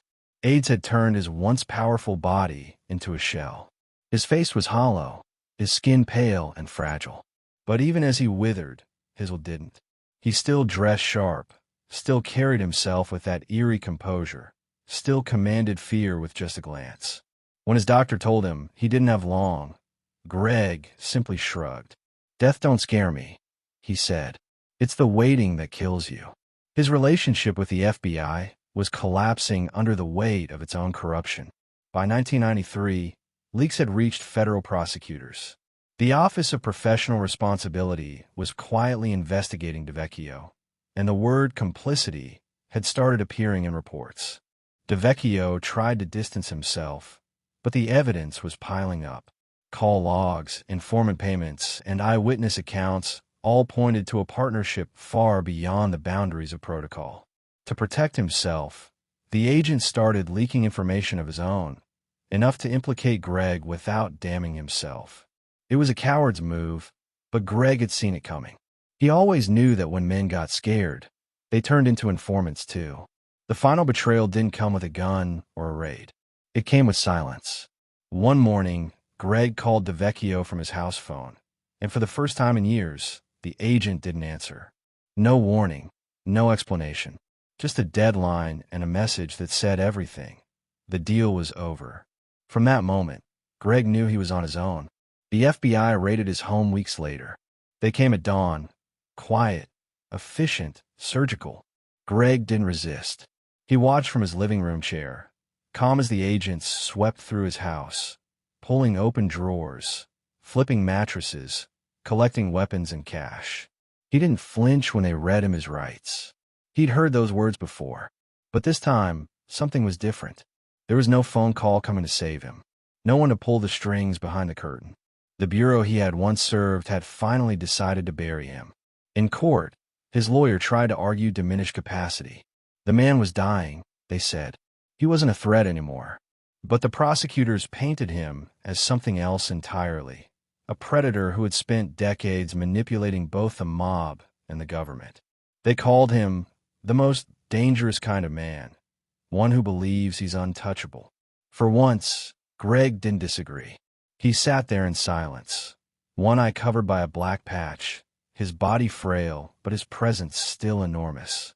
The jury couldn't look at him for long. Even in decline, the Grim Reaper still carried the weight of every secret, every corpse, every betrayal. He was convicted in 1993, 3 murders, conspiracy, and racketeering. The sentence was life, but everyone knew he didn't have that long. His body was too far gone. They sent him to the Federal Medical Center in Rochester, Minnesota, where prisoners went to die quietly. Yet even there, his legend followed him. Guards whispered his name in the hallways. Inmates stared from a distance, unsure if they were looking at a man or a myth. Meanwhile, the fallout inside the FBI exploded. DeVecchio's name surfaced in internal reports, then in newspapers. Investigations dragged on for years, uncovering a web of complicity that stretched through multiple offices. The Bureau denied knowledge, of course, claiming rogue behavior and isolated mistakes. But everyone knew better. For decades, they had used killers like Scarpa to fight wars they couldn't win. They had traded morality for convenience, justice for results. And now, the bill was due. Back in his hospital bed, Greg still refused to show weakness. When a nurse once asked if he had any regrets, he smiled faintly and said, "Regrets are for people who think they're still alive." He knew what was coming. Death wasn't his enemy. It was his inheritance. He'd carried it his whole life, handed it out like currency, and now it was coming to collect. He spent his final months writing letters, some to his children, some to no one in particular. Most were never sent. In one, he wrote, "I was never afraid of dying. I was afraid of being forgotten. And that's the one thing I never will be." He was right. By the time he took his final breath in June 1994, the world had already begun dissecting his story. To some, he was a monster, a killer who hid behind the law. To others, he was proof of how deep corruption ran, how thin the line between justice and crime really was. The Bureau buried its mistakes, sealed its files, and moved on. But in Brooklyn, the old-timers still told his story. The man who served 2 masters and buried them both. And in those whispers, Greg Scarpa never really died. He just changed form, part myth, part warning, a ghost that haunted the intersection of power and betrayal. Because in the end, that was his greatest crime. Not the murders, not the secrets, not the blood. His greatest crime was showing the world how easily the law and the underworld could become one and the same. And that truth, unlike the man himself, would never be buried. Chapter 8. The Cost of Immunity. Murders, Credit Card Fraud, and HIV. The room was quiet except for the slow hum of a refrigerator and the soft tick of a clock that seemed louder with every second. Greg Scarpa sat in his kitchen, staring at the pills on the table, the morning sunlight slicing through the blinds like prison bars. He had built an empire on silence and violence, and for decades, both had protected him. But now, neither could save him from the truth. His body was failing. The Reaper, the man who'd haunted others' last moments, was finally being hunted by time. He poured himself a glass of water and swallowed the pills one by one, his hand trembling slightly, his face unreadable. There were no enemies left to kill, no secrets left to sell. Just a man in his 60s, rotting from the inside, still pretending to be immortal. It had started, as most things in Greg's life did, with control. Even after years of murder and manipulation, he wanted to keep his hands in every deal, every dollar. The mob life had evolved, and so had its crimes. The old rackets, gambling, loan sharking, protection, were giving way to newer, easier money. Credit card scams, insurance fraud, and white-collar schemes were becoming the new weapons of organized crime. Greg saw opportunity in that. It wasn't as glamorous as extortion or as visceral as a hit, but it was efficient. You didn't need to pull a trigger to rob a man anymore. You just needed his name. By 1985, he had become involved in a sophisticated credit card fraud ring that spanned from Brooklyn to Miami. Stolen identities, fake applications, shell accounts. It was all part of the new age of criminal enterprise. But even that operation couldn't escape the reach of the FBI. They caught wind of his involvement, and, for a brief moment, it looked like the walls were finally closing in. Greg was indicted. The charges were serious, federal-level fraud, the kind of thing that carried real prison time. But then something happened that made every agent watching the case stop and question what they were really dealing with. The charges vanished. No trial, no prison, no punishment. He walked free, again, untouched by the system he'd spent decades corrupting from within. To the other mobsters, it looked like pure luck. But Greg knew better. His FBI connections had gone to work, pulling strings, bending rules. They said it was because of cooperation, that his informant status made him too valuable to lose. But everyone knew the truth. It was immunity bought in blood. Every name he'd given, every secret he'd whispered, had earned him one more get-out-of-jail-free card. The immunity, though, came with a cost he never saw coming. Around that same time, his health began to falter. He brushed it off at first, blaming stress, age, maybe the endless cigarettes and whiskey. But it was worse than that. A routine transfusion during surgery for a bleeding ulcer had changed everything. The blood wasn't clean. It came from a steroid-using bodybuilder, tainted and infected. Within months, Greg tested positive for HIV. The doctors told him it would turn into AIDS, that there was no cure, no treatment strong enough to stop it. He listened, expressionless, as if they were describing someone else's fate. But when he got home, he locked himself in his room and didn't come out for hours. For a man who'd survived gunfights, betrayals, and wars, the idea of dying from something he couldn't see was almost insulting. The Grim Reaper didn't believe in invisible enemies. But as the disease began to eat away at him, he realized this one didn't need to announce itself. It would take him slowly, silently, the same way he'd taken so many others.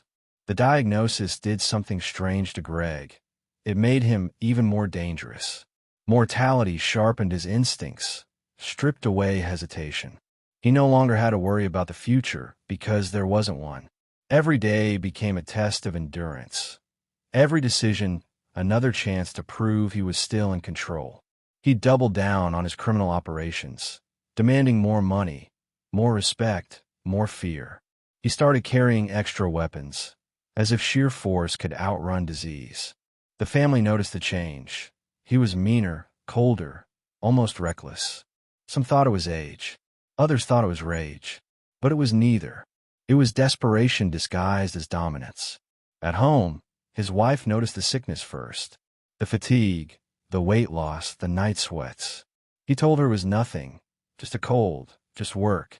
But when she found the hospital paperwork, the truth shattered whatever illusion of normal life they still had left. He didn't want pity, and he certainly didn't want sympathy. He told her he'd been infected during a medical procedure, not through drugs or infidelity. But even as she nodded, she could see it in his eyes. Shame, the one emotion he had never allowed himself to feel. Yet even as his body deteriorated, his mind refused to slow. He was still the same calculating machine that had outplayed both the mob and the FBI for decades. The Bureau, by now, knew about his condition. Some believed it made him less useful, a liability. Others saw it as an advantage. What better informant than a man with nothing left to lose? They continued to feed him small favors, small sums of money, still pretending they weren't protecting a monster. But inside the Colombo family, the disease became both weapon and weakness. Some whispered that Scarpa was cursed, that the Reaper was finally being hunted by his own fate. Others used it to justify their own ambitions, spreading rumors that he was too sick to lead, too weak to enforce. Greg responded the only way he knew how, with violence. Anyone who questioned his strength vanished. He'd show up to meetings pale and trembling, but his eyes were as sharp as ever. "I'm not dead yet," he'd say, smiling through cracked lips. "Don't start planning the funeral." One of the few people he still trusted during that time was his mistress, Linda Shiro. She became his nurse, his confidant, his shield. She helped him take his medication, cleaned his wounds, kept his secrets. To her, he was still the man she loved, the dangerous, charming, complicated figure who could shift from tenderness to terror in a heartbeat. But even she could see the change. He wasn't afraid of dying, she would later say. He was afraid of being forgotten. The war within him mirrored the war around him. By 1990, the Colombo family was fractured again. The younger generation was restless, the leadership unstable, the FBI closing in on everyone. Greg was caught in the middle, fighting battles on too many fronts: his health, his enemies, his own handlers. He was still killing, still ordering hits, still pretending he had control, but deep down, he knew the walls were closing in. The disease made him paranoid. He stopped trusting even those closest to him. He carried multiple guns, hid money in walls, and moved his family from house to house. The FBI tried to keep contact, but Greg was slipping further into isolation. Every conversation with DeVecchio grew shorter, sharper, edged with resentment. The friendship that once held them together had turned into mutual blackmail. Greg had secrets that could ruin the agent's career, and DeVecchio had the power to destroy what little was left of Greg's life. They both knew it. They both pretended it wasn't true. As his condition worsened, the FBI's tolerance finally began to break. It was one thing to protect an informant. It was another to protect a dying man who wouldn't stop killing. The Department of Justice began quietly reviewing his file, uncovering years of hidden favors, missing evidence, and unrecorded payments. They discovered that Scarpa had been paid over $150,000 during his career as a source, money that had funded everything from bribes to bullets. When questioned, DeVecchio called it standard procedure, but there was nothing standard about it. By late 1992, Greg's body was failing faster than he could hide it. The AIDS had progressed, leaving him frail, weak, and often bedridden. Yet even in that state, he couldn't stop. The war between Persico's loyalists and Arena's rebels had reignited, and Scarpa, blind in one eye and coughing blood, was still coordinating attacks from his living room. He'd call his men to the house, giving orders in a whisper, drawing maps with shaky hands. They would leave, carrying out his commands with military precision. The FBI, still half protecting, half investigating him, allowed it to happen. The chaos served their purposes. Every mob war weakened the organization, made arrests easier, cases stronger. They were watching the family implode from the inside, and Scarpa was the fuse. But nothing lasts forever. In December 1992, the life he'd built finally collapsed. After a shootout that left him wounded, he was arrested again, this time for good. The charges were severe: murder, conspiracy, racketeering. His body couldn't take the strain of another war or another prison.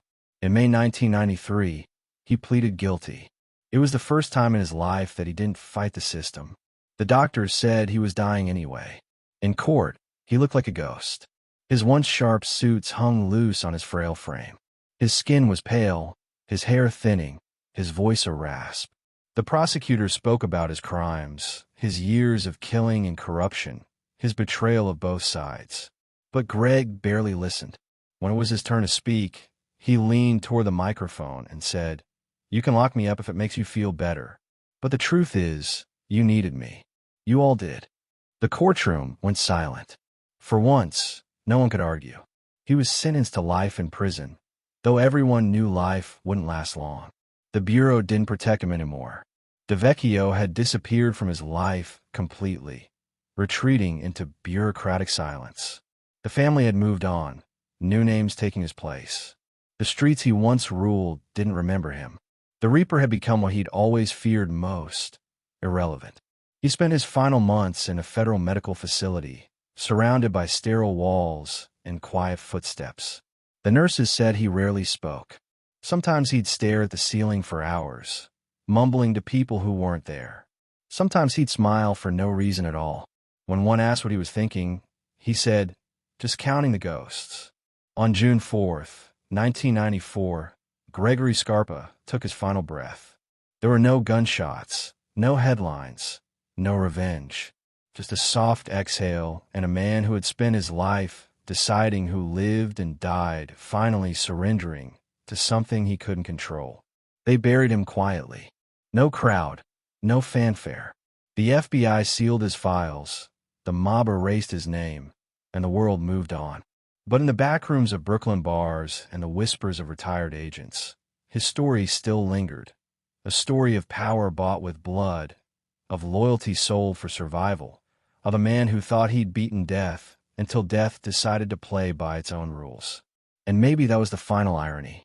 The Grim Reaper, who had spent his life dealing out death, never saw it coming for himself. Not in a gunfight, not in betrayal, but in the smallest, most human way imaginable. Through a single drop of blood. It was proof that in the end, no one, no matter how feared, no matter how protected, is ever truly untouchable. Chapter 9. Internal War, Retribution, and Escalation. The city was quieter after the war, but it was not at peace. Brooklyn's air still carried that strange metallic scent of gunpowder and blood, even though the streets had long been washed clean. The Third Colombo War had ended, or so the papers said. But for Gregory Scarpa, wars never really ended. They just changed shape, moved underground, became personal. His enemies were fewer now, but so were his allies. The Reaper's world had shrunk to a handful of loyal men, a basement full of maps, and a mind that refused to stop hunting ghosts. He was dying, and he knew it. The doctors told him the disease was winning, that the medicine would only slow it, not stop it. But Greg didn't care. His war wasn't against sickness. It was against memory. Every name, every face of those who had turned on him, betrayed him, doubted him, haunted his thoughts like unfinished business. He wanted a clean house before his time ran out, to make sure the world remembered who Gregory Scarpa was. Death could take him, but not before he finished writing his story in blood. The Colombo family was in ruins. The Persico loyalists had technically won, but the cost was catastrophic. The war had gutted the organization, emptied the treasury, and left the streets crawling with informants. The FBI was everywhere, and paranoia was now the family's religion. Old soldiers were hiding, young ones were restless, and the bosses in prison were giving orders no one wanted to follow. It was the perfect environment for men like Scarpa, men who thrived in chaos, who understood that power wasn't about who had the title, but who had the nerve to act while everyone else froze. He started by rebuilding his own crew. The old faces were gone, dead, locked up, or retired. The new ones were kids, hungry but stupid, eager to prove themselves. He didn't trust them. Not really, but he didn't need to. He only needed their obedience. The disease had taken his strength, but not his presence. Even sitting down, wrapped in a coat to hide the shaking, he could silence a room with a glance. When he spoke, the words were slow, deliberate, carved with menace. "We finish what they started," he told his men. "Nobody leaves the game until I say so." His version of leadership was simple, terror wrapped in precision. He ruled not through chaos, but through an order so absolute it felt unnatural. When he gave an order, there were no questions, only execution. If someone hesitated, someone else would handle the job and the hesitation. Every act of violence was both punishment and performance. It was about maintaining the illusion that he was still invincible, even as his body betrayed him. The first on his list was Thomas Amato, a mid-level arena loyalist who had survived the war.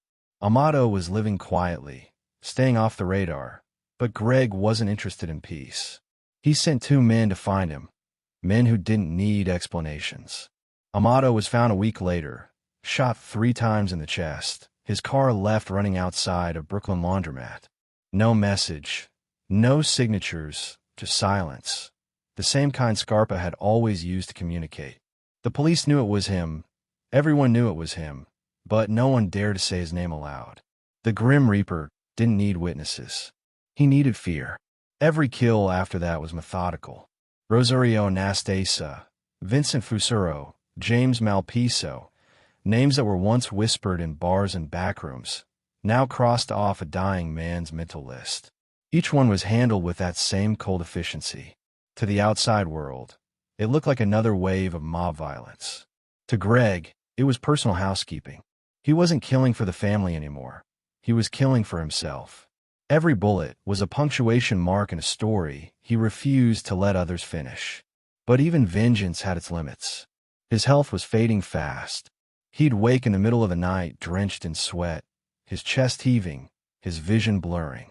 Linda Shiro would find him sitting at the edge of the bed, gun in one hand, rosary in the other. "It's not time yet," he'd whisper. Whether he was talking to God or death, no one knew. During the day, he'd sit by the window, watching cars pass, imagining the men inside them. Some FBI, some arena holdouts, all waiting for him to make a mistake. The paranoia was justified. The Bureau was still watching him closely, not because they expected new information, but because they wanted to see how far he'd go. Every move he made was documented, every conversation recorded. They had spent decades protecting him.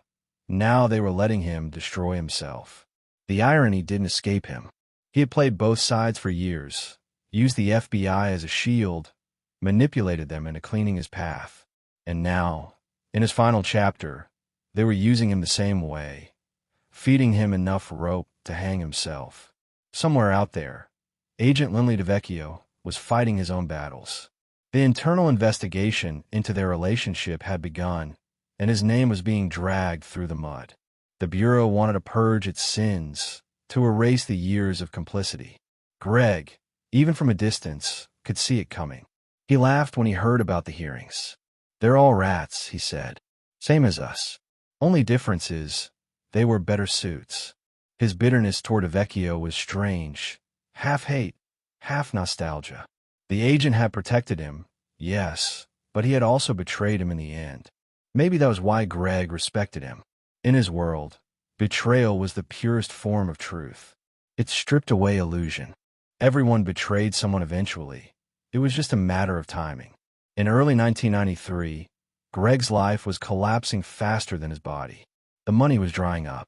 The FBI had frozen assets, the family wasn't paying, and the younger soldiers were too scared to bring him bad news. He lived off hidden cash, stolen credit cards, whatever he could squeeze from dying rackets. The once proud mob boss was now a sick old man, counting crumpled bills at his kitchen table. But even then, he carried himself with dignity, a strange, corrupted kind of dignity. He'd still wear tailored suits, still polish his shoes, still shave every morning.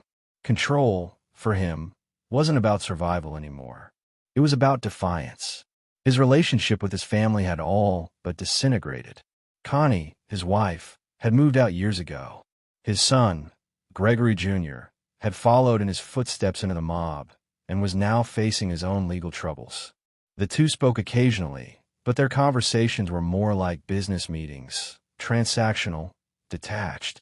Sometimes, Greg would stare at the phone after hanging up, wondering if this was his legacy, a son walking the same doomed path, repeating the same mistakes. "It's the blood," he once told Linda. "You can't wash it off. It's in you forever." The FBI finally moved in that December. They'd gathered enough evidence from years of surveillance, enough to bury him 10 times over. The arrest was quiet. No shootouts, no resistance. When the agents came through the door, Greg didn't even look surprised. "Took you long enough," he said, smirking through the pain. They found weapons, cash, ledgers, and even letters detailing some of his past hits. The papers called it one of the final acts in the fall of the Colombo crime family. But for Greg, it was just another Tuesday. He'd been arrested before, and each time he'd walked away untouched. He believed this would be no different. But this time, there was no DeVecchio to save him. The Bureau had already turned on its own, and the days of protection were over. He was charged with multiple murders, conspiracy, and racketeering. The trial was a circus of contradictions. The government called him a murderer. His lawyer called him a patriot who had helped the FBI for decades. Both were right, and both were lying. The judge saw a man too sick to stand, a criminal too proud to repent. When Greg was sentenced to life, he nodded once and said nothing. For him, it was almost poetic.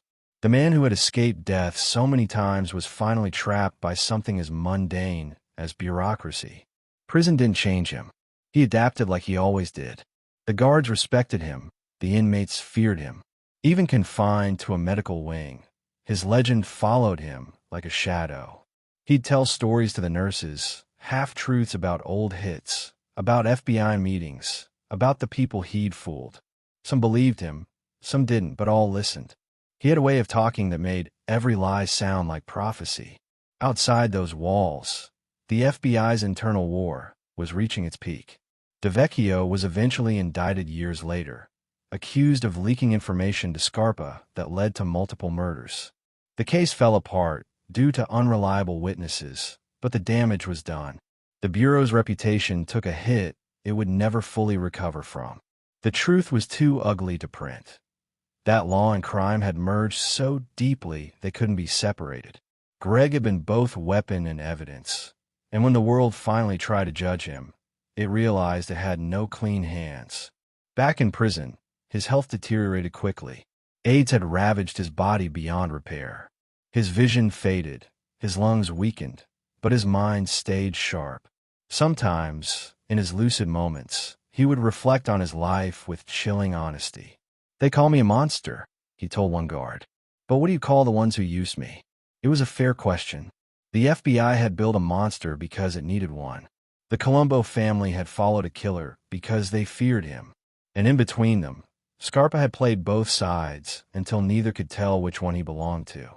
His immunity, his murders, his cooperation, all of it had come at a cost no one wanted to pay until it was too late.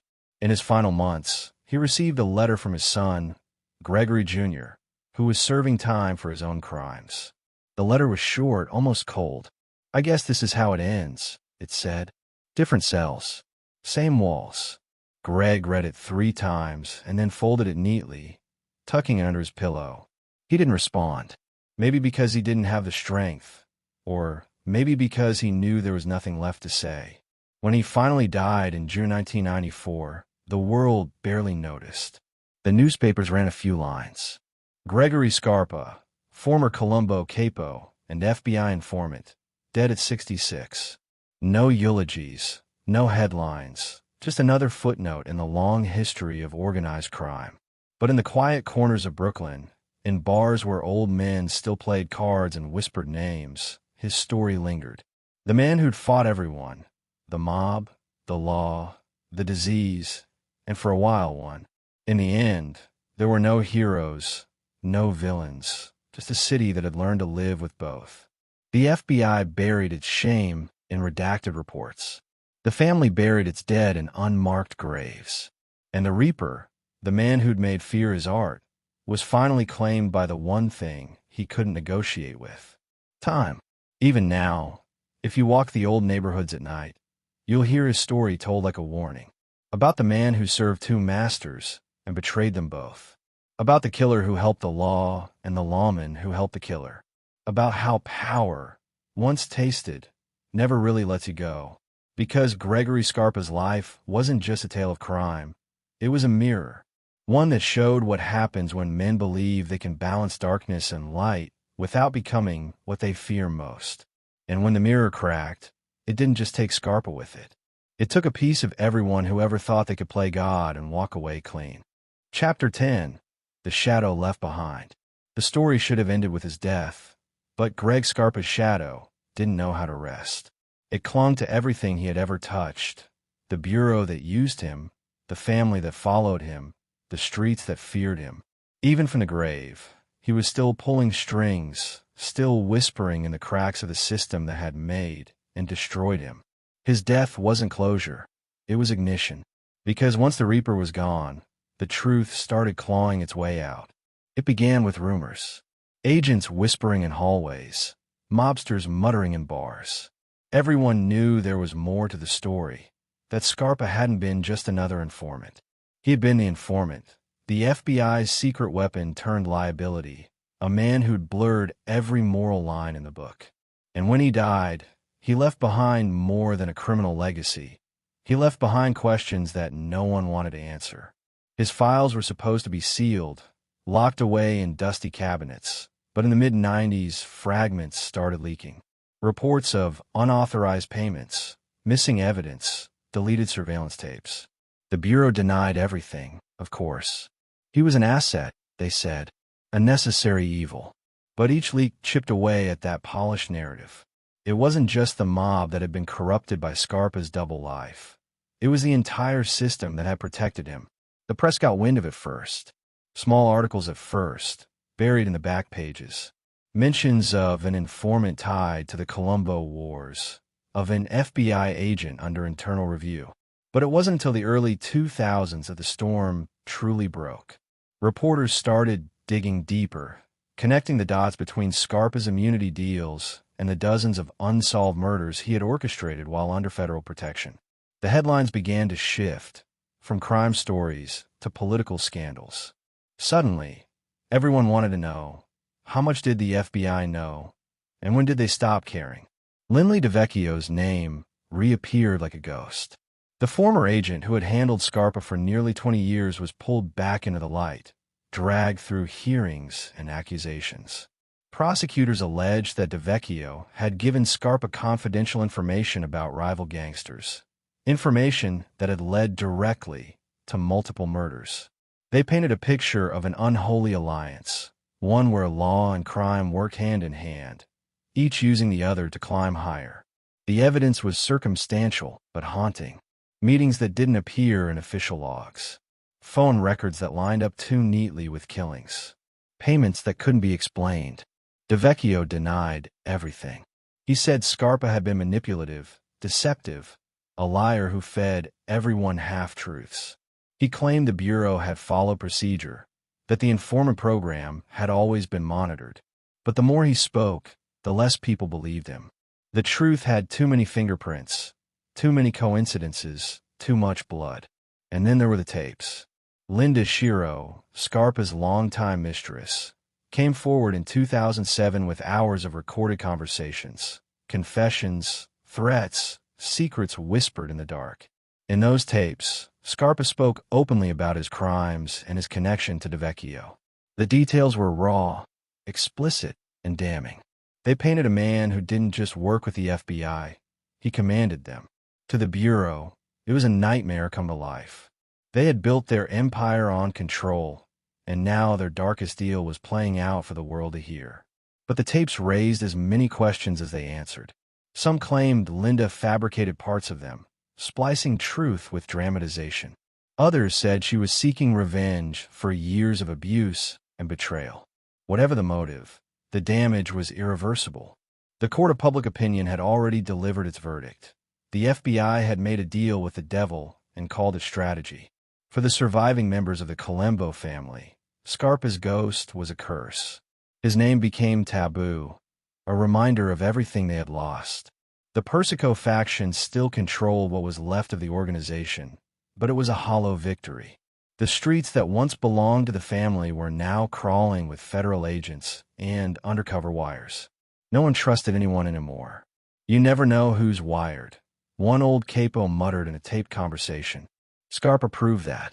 The code of silence, Omerta, was already dying, but Greg Scarpa had buried it himself. Meanwhile, his son, Gregory Scarpa Jr., was carrying the weight of his father's sins. He had grown up in the shadow of the Reaper, idolizing a man he would later realize was built on lies. Junior had tried to follow in his footsteps, extortion, racketeering, even violence, but he never had the same control, the same cold charisma. He lacked the invisibility his father had mastered. The law caught up with him fast, and by the time his father died, Junior was already behind bars. But even prison couldn't free him from his father's story. In 1996, while serving his sentence, Scarpa Jr. claimed to have discovered something that could make him useful to the government again. He began talking to another inmate, Terry Nichols, the accomplice of Oklahoma City bomber Timothy McVeigh. Jr. told authorities that Nichols had confessed details about hidden explosives that were never found during the investigation. The FBI took the lead seriously at first, then dismissed it. Some said Jr. was trying to trade information for leniency, mimicking his father's tactics. Others said he was telling the truth. Either way, the attempt was a sad echo of Greg's own strategy, using secrets as survival. The Scarpa name had become radioactive. To the mob, it symbolized betrayal.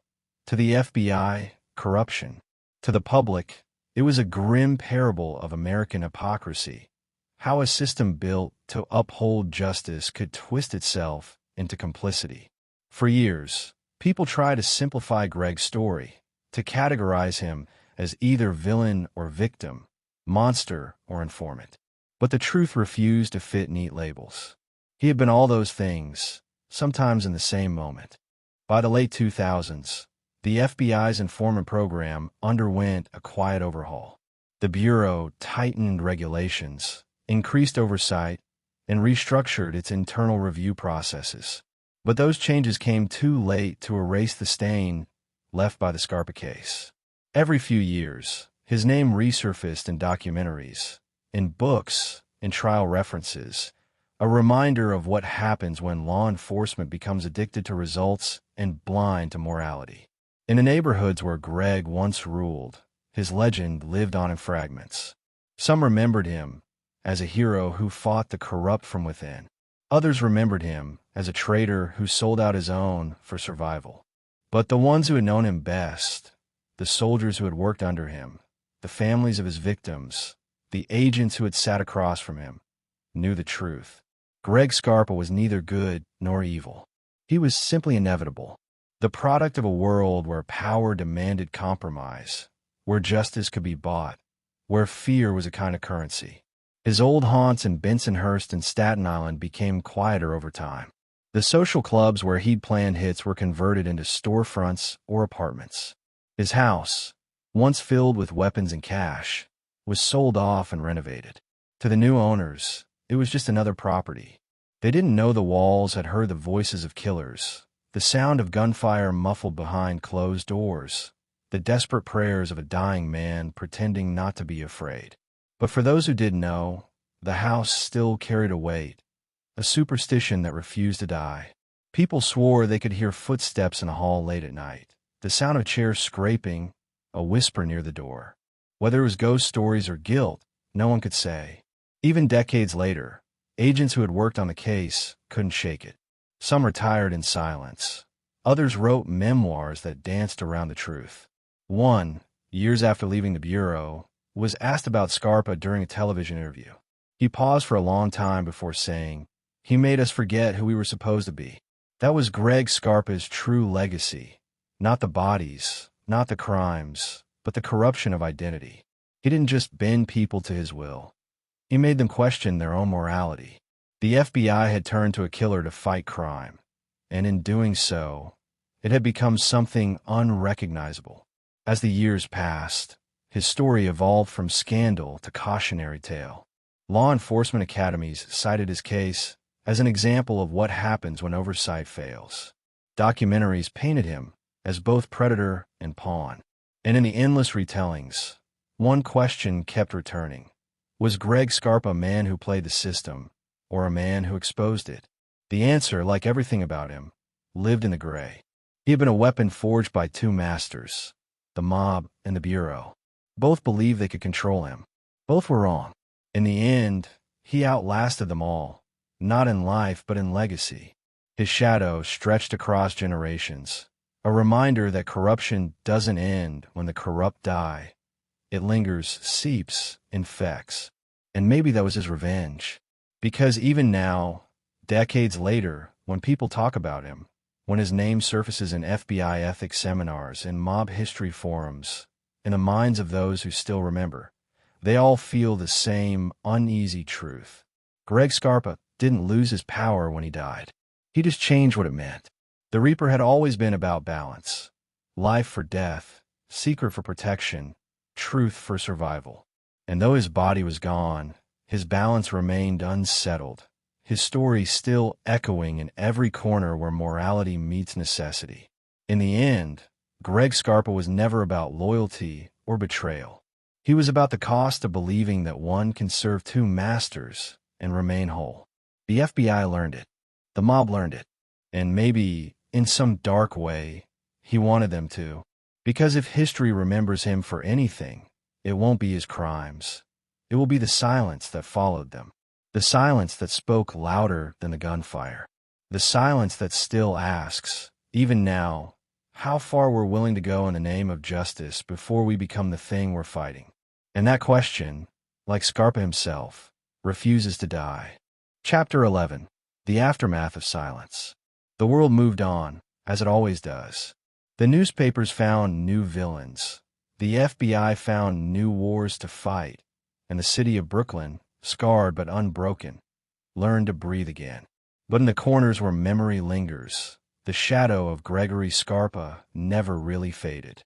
He had been gone for years, yet his name still slipped through conversations in bars, in precincts, in prison yards. The Grim Reaper might have died in a hospital bed, but his ghost lived on in every man who ever believed that silence could save him. After his death, there were no mourners in the street, no processions of black Cadillacs like the old days. His funeral was small, quiet, almost shameful. The priest read the words without emotion, his voice echoing against empty pews. A few family members attended, his children, a cousin, a handful of old faces who owed him too much to stay away. No one said his name aloud. It was safer that way. Even in death, Scarpa carried danger. The man who had once dictated life and death with a nod now lay beneath a plain headstone, unmarked by titles or legacy. Just a date, a name, and the silence he had always worshipped. But silence doesn't bury truth. It just delays it. In the months after his passing, fragments of his life began to resurface, sealed documents, forgotten tapes, testimonies whispered from prison cells. Every file that reopened revealed something worse than the last. The FBI's internal investigation, long delayed and heavily redacted, began leaking details that painted a picture of complicity so deep it blurred the meaning of justice. For decades, Greg had operated under the Bureau's nose, using their protection to run extortion rings, credit card frauds, even murder. He wasn't just their informant. He was their creation. By the time the public learned the truth, it was too late. Everyone who could be held accountable was either retired, dead, or buried under bureaucratic immunity. The FBI called it a systemic failure. The press called it a national disgrace. But to the people who lived in the neighborhoods Greg ruled, it was just proof of what they'd always known, that the system was never built to protect them. The Bureau tried to rewrite the narrative. They called Scarpa an anomaly, an unfortunate mistake in an otherwise noble effort to fight organized crime. But that wasn't true. He had been a tool, sharpened by their own hands. They'd fed him money, information, and authority, believing they could control him. They hadn't realized that Greg didn't serve anyone. He only borrowed loyalty, the way a thief borrows time. His files were chilling to read. Reports that sounded like confessionals, notes written in detached, bureaucratic language about men who vanished, bodies that turned up days after informant debriefings.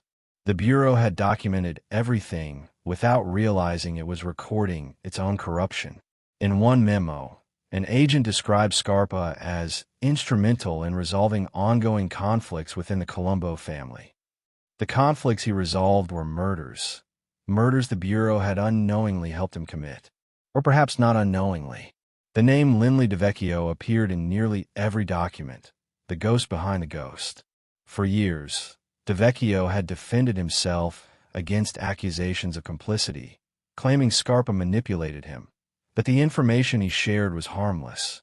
But the evidence told another story. His calls to Scarpa coincided too neatly with deaths.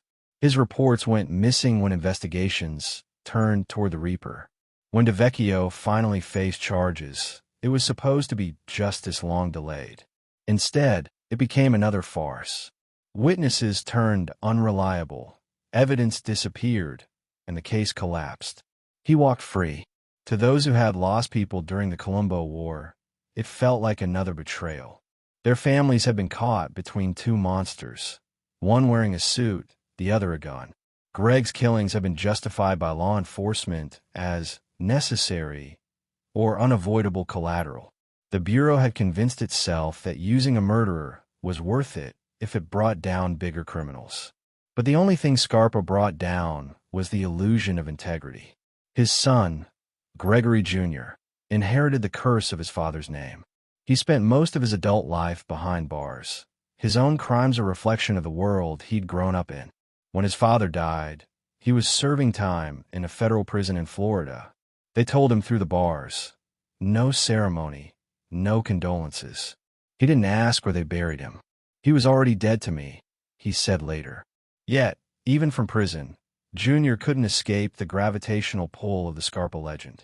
Inmates whispered about his father, guards asked questions, reporters sent letters. Everyone wanted a piece of the myth. He became a living relic, a reminder of how deeply one man's lies could burrow into generations. Years later, he tried to reclaim the name, to turn it into something else. He claimed to have information about domestic terrorism, about hidden explosives linked to the Oklahoma City bombing.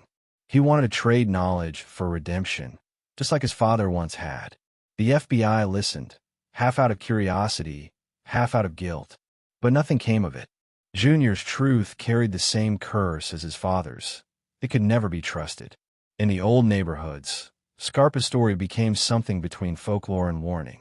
Older men would lean across bar tables and whisper, "You know who Greg Scarpa was?" Their voices would lower, as if saying his name too loud might bring him back. The younger generation didn't care. They'd grown up in a world where the Mafia was just another story from their grandparents' time. The respect, the fear, the codes, they were gone. Scarpa's reign had marked the end of an era, not its continuation. But history has a way of looping back on itself. The FBI's use of informants didn't stop.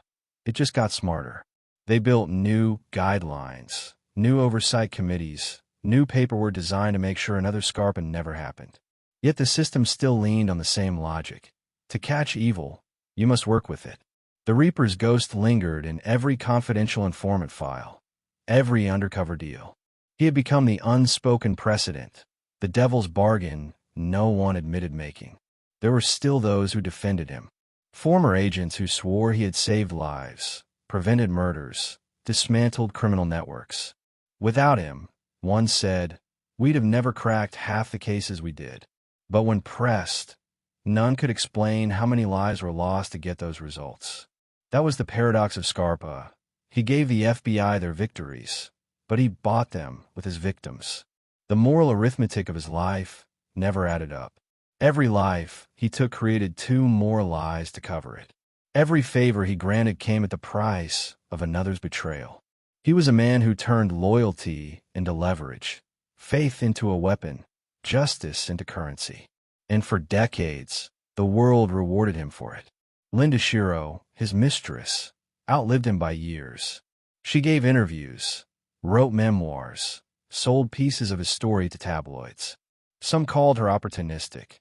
Others said she was finally telling the truth.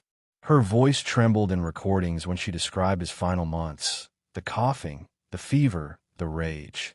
He wasn't afraid of dying, she said. He was afraid of being ordinary. It was the most honest thing anyone had ever said about him. In time, documentaries followed. Books, dramatizations. They all tried to capture the contradiction that was Greg Scarpa, the ruthless killer and the government's golden informant, the family man who destroyed his own family, the criminal who became a tool of justice. Each retelling polished or darkened the myth a little more. But no one ever really captured him. Maybe because he didn't fit inside a single story. He was too fragmented, too contradictory, too human. For the FBI, his story became a lesson quietly whispered behind closed doors. For the mob, it was a scar that never healed. For the world, it was proof that truth and evil could coexist under the same badge. Scarpa had shown everyone what happens when law forgets its limits, when results become more important than right and wrong. He wasn't just a man who lived between two worlds. He was the bridge that connected them. And like all bridges built on corruption, he eventually collapsed. Yet the echo of his fall still reverberated through time. Every scandal that followed, the misuse of informants, the compromised agents, the buried evidence, carried his fingerprint. He had set a precedent not in the courtroom, but in the psyche of the system. If someone like him could exist once, he could exist again. That was the fear. That was the warning. Years after his death, an old agent who had known him visited his grave. The cemetery was quiet, the air heavy with the scent of wet earth. The stone was simple, unremarkable, already weathered. The agent stood there for a long time before speaking. "You cost us everything," he said softly, "and you made us think it was worth it." Maybe that was the final truth of Gregory Scarpa, that his real crime wasn't the lives he took, but the illusions he sold. He convinced killers they were righteous, agents they were moral, and the world that justice could be built on compromise. He blurred the line so completely that even after he was gone, no one could see where it used to be. And perhaps that's why his story still haunts the dark corners of American history. Not because of what he did, but because of what he revealed. That every system, whether built on law or loyalty, carries its own rot. That the moment you believe you can control evil, it's already controlling you.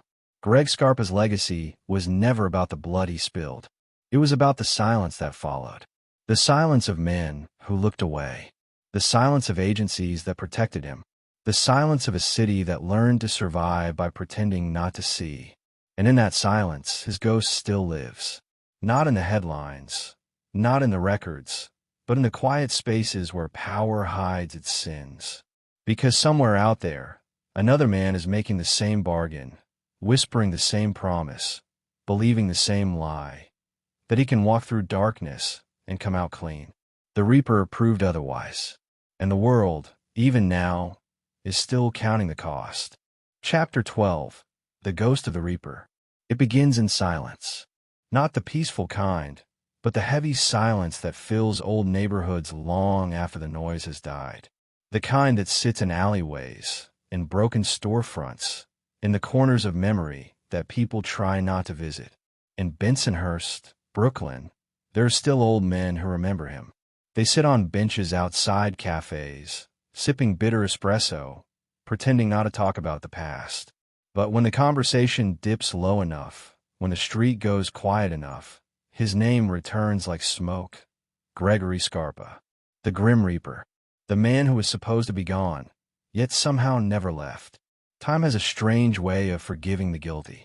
The city changes, people die, buildings fall, but stories, they linger. And Scarpa's story refuses to fade. Because his life wasn't just another mob tale. It was a wound that never healed, a rift between law and morality that still echoes through the system he corrupted. His death might have ended a man, but it didn't end what he represented. It only buried it deeper, where it could breathe in the dark. Decades after his body was lowered into the ground, the world kept trying to make sense of him. Journalists dug up his past like archaeologists searching through ruins. Filmmakers turned him into fiction, prosecutors turned him into precedent, and historians treated him like a virus that had infected both sides of the law. And yet, every version of his story seemed incomplete, because no matter how they told it, they couldn't capture the truth that made him terrifying.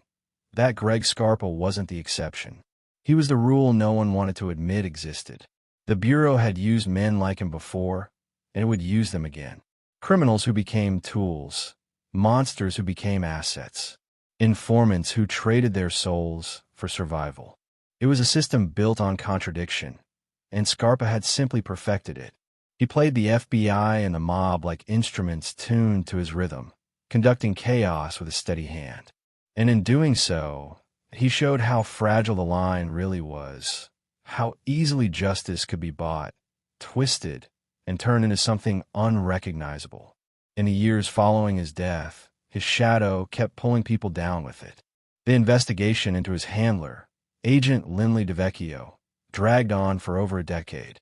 Testimonies were given, withdrawn, retracted, then contradicted again. The tapes from Scarpa's mistress, Linda Shiro, became evidence, then scandal, then tabloid gold. Each time the truth seemed ready to surface, it slipped away again, drowned by bureaucracy and doubt. DeVecchio was tried for leaking information that led to 4 murders. But the witnesses fell apart on the stand, their stories crumbling under cross-examination. The judge dismissed the case. DeVecchio walked free. The FBI called it vindication. But in the back rooms of law enforcement, no one celebrated. They knew what had happened. They just didn't want to say it aloud. Scarpa had died years earlier, but even in death, he had turned the Bureau into his accomplice. Every piece of evidence against DeVecchio was a mirror reflecting their own complicity. They couldn't convict the agent without convicting themselves, so they buried it like they had buried Greg. Meanwhile, the mob world that Scarpa once ruled had changed beyond recognition. The old codes were gone, replaced by desperation and greed. The streets weren't ruled by fear anymore. They were ruled by chaos. There were no more kings, no more loyalty. The families had fractured into fragments, small crews clawing for scraps of power. The glory that men like Scarpa killed for had vanished. In its place was a hollow echo of what used to be, the memory of a time when blood and honor were currency, and betrayal was death. But Greg's legacy lived on in another way, in the one place he never truly left, the system that protected him. The FBI, humiliated by the Scarpa scandal, began rebuilding its informant program from the ground up. On paper, it became stricter, more oversight, more accountability. But in reality, the game stayed the same. Behind closed doors, they still needed men like him. People who could walk in places the law couldn't. Every time they used one, they were reminded of him. His ghost lingered in every decision, every deal, every whispered confession between agent and informant. He had changed the DNA of the Bureau itself. It wasn't just the Bureau either. His life, and the lies that came with it, infected everyone who'd been close to him. His wife, Connie, lived her remaining years in quiet anonymity, refusing to speak of him to anyone. His children scattered, each carrying a different version of their father in their minds. Gregory Jr., his son, remained in prison, serving time for racketeering and other crimes. He tried to use his father's legacy as leverage, claiming inside knowledge on national cases, but the world had grown tired of the name Scarpa. It no longer opened doors, it closed them. In his final years behind bars, Junior became what his father never could forgotten. Linda Shiro, the mistress who had loved him and feared him in equal measure, outlived them all. She gave interviews that blurred fact and fiction, speaking of Greg like a storm she had survived. Her words carried a strange tenderness, even after everything he'd done. He wasn't evil, she said once. He was just bigger than the world he was in.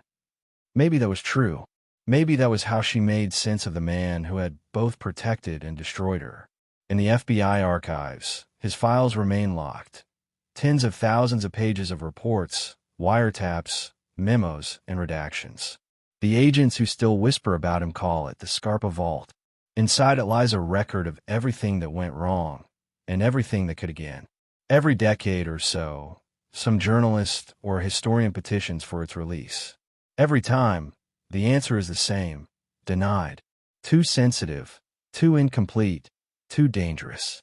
The Bureau insists it's about national security. But maybe it's about something else. Maybe it's about shame. What makes Scarpa's story so haunting isn't the violence or the betrayal. It's the reflection it forces. It asks questions no one wants to answer. How far should justice go to defeat crime? How many lines can be crossed before the law becomes indistinguishable from what it hunts? And who decides where that line is? For decades, the Bureau had believed it could control evil. Scarpa proved otherwise. He showed them that once you invite a devil into the room, you don't decide when he leaves. He does. The people who lived through his era learned that lesson the hard way. The families of his victims, the agents who trusted him, the soldiers who followed him, all of them became part of a story that had no heroes. In the end, there were only survivors. The world likes stories of redemption, of good triumphing over evil. Greg Scarpa offered neither. His life was a mirror showing both sides what they were capable of when morality became optional. Years later, retired agents who had once been young and idealistic during the Scarpa years began speaking out. Some wrote memoirs. Some gave quiet interviews under fake names. They described the unease they had felt, the orders that didn't make sense, the way everyone looked the other way as long as the results came in. We didn't see it then, one said, but he was training us to think like him. Another added, he made you feel like he was helping, but every word was a trap. He wasn't giving us information. He was feeding us lies wrapped in truth. But the Bureau didn't dismantle the machine. It just repainted it. The system learned how to hide its sins better, how to keep its ghost quiet. And yet, Greg's presence still lingered, invisible but undeniable. Every time an agent shakes hands with an informant, every time the law bends to meet its own ends, the echo of Scarpa is there, whispering from somewhere deep in the past. This is how it starts. The streets he once ruled are different now. The old clubs are gone, replaced by coffee shops and boutiques. The children of the men he killed grew up and moved away, chasing lives untouched by the weight of old grudges. But every once in a while, someone drives down Avenue U at night, looks at the old storefronts, and feels it, that strange cold quiet, the silence that once followed Greg Scarpa everywhere. It's as if the air itself remembers him. Maybe that's his true immortality. Not fame, not fear, but memory. A whisper that refuses to die. A lesson written in the blood and ambition of men who thought they could live without consequence. He had spent his whole life trying to outwit death, and in a way he did. Death took his body, but not his legacy. It took his breath, but not his influence. It took his name, but not his story. And perhaps that was his plan all along. To become not a man, but a myth. To live forever in the gray spaces where right and wrong blur together. Where justice shakes hands with corruption. Where lawmen make deals with devils and pretend it's strategy. Gregory Scarpa once told a friend, "The worst kind of prison is the one you build for yourself." He might have been talking about the Bureau, or the mob, or maybe himself. Because in the end, that's what his story became. A prison with no walls. One that trapped everyone who ever thought they could control him. Decades later, when historians write about the American Mafia, they list his name among the infamous. But what they can't capture in print is the feeling he left behind. The chill in the room when his name is spoken. The uneasy realization that men like him aren't born in darkness. They're made there, crafted by systems that believe they can use evil without becoming it. The Reaper was gone, but the world he shaped still walked the same crooked line between morality and survival. The same deals were still being made in backrooms, only now they were quieter, cleaner, dressed in modern language and digital files. And somewhere, if you listen close enough, in the hum of the city, in the silence after a confession, in the sigh of a man who's seen too much, you can still hear him. The ghost of Gregory Scarpa, laughing softly, reminding the world that the line between justice and corruption isn't a line at all. It's a circle. And everyone who thinks they're standing outside of it eventually learns the same thing. They're already inside. Chapter 13. When the Devil Wore a Badge. There's an old saying in the underworld. The devil doesn't come with horns. He comes with a smile. For decades, men who knew Gregory Scarpa believed they'd been dealing with the devil himself. But the truth, the one that would only emerge long after his death, was far darker than they'd imagined. Because Greg Scarpa didn't wear horns, and he didn't work alone. His devil wore a badge. The FBI had always called their relationship necessary, a tool to fight a greater evil. But by the late 2000s, the last remnants of secrecy were collapsing, and the truth about that tool began to crawl out from beneath layers of redacted reports and decades of denial. What it revealed wasn't a single man gone rogue. It was a system built on quiet corruption, a pact between a killer and the law. It started small. A few favors here, a few secrets there. The Bureau needed information, and Scarpa had it. But as the years went on, those favors became a dependency. The FBI couldn't operate without him. He had become their eyes, their ears, their weapon. The files from that era, when you read them now, don't sound like reports from law enforcement. They read like messages between partners, men who trusted each other too much to admit what they'd become. And at the heart of it all was Agent Lindley DeVecchio, the handler who'd turned cooperation into collusion. For 20 years, he'd met with Greg in secret. No recorders, no witnesses, just quiet conversations that traded law for loyalty. To the Bureau, it was strategy. To Greg, it was insurance. Each meeting blurred the line a little more, until eventually, there was no line left at all. The evidence that surfaced years later was enough to freeze the blood of anyone who still believed in clean justice. Confidential FBI memos revealed that DeVecchio had leaked information about rival mobsters, information that Scarpa used to eliminate threats. In one case, an informant's name was whispered to Greg just days before the man vanished. In another, a planned raid was mysteriously canceled hours before Greg's crew could have been caught. Every coincidence was another body. Every favor became another ghost. For years, the Bureau denied it. They claimed DeVecchio never shared sensitive information, that Scarpa had fabricated everything to inflate his own importance. But the problem with lies is that they rot slowly from the inside out. One document after another began to contradict the official story. Reports of unsanctioned meetings, evidence of payments that never appeared in expense records, surveillance logs that stopped right when Scarpa appeared in frame. It was all there, hiding in plain sight. When the truth finally came to light, the world didn't see a criminal using the FBI. It saw the FBI using a criminal. And in that reflection, no one looked clean. DeVecchio, who had once been considered one of the Bureau's most successful agents, became its greatest scandal. The headlines painted him as a man who'd fallen under the spell of a killer, but those who knew him said it was something else. He hadn't been seduced by Greg's charisma. He had believed in him, trusted him, maybe even admired him. And that was a real sin. For all their differences, the two men had shared one thing in common. They both believed they were untouchable. DeVecchio wore the law like armor. Scarpa wore fear. Each thought the other was the key to survival. But survival is a dangerous addiction. It demands a price. And when it was time to pay, neither of them could afford it. The scandal broke wide open in 2007 when the Brooklyn District Attorney's Office indicted DeVecchio on 4 counts of second-degree murder. The charges claimed that he had knowingly leaked information to Scarpa that led to the killings of rival mobsters. The case was explosive, an FBI agent accused of aiding a serial killer. But as quickly as it began, it unraveled. Witnesses turned unreliable, evidence was disputed, and the central testimony from Scarpa's mistress, Linda Shiro, collapsed under scrutiny. She had built her story on memory and fear, but the courts demanded proof. By the end of the trial, everything fell apart. DeVecchio walked free, declaring himself vindicated. But the victory was hollow. His career was over, his reputation in ruins. For the FBI, the damage went much deeper. Every internal briefing, every press conference, every attempt to control the narrative made things worse. They couldn't escape the image of a bureau that had turned its back on morality in exchange for convenience.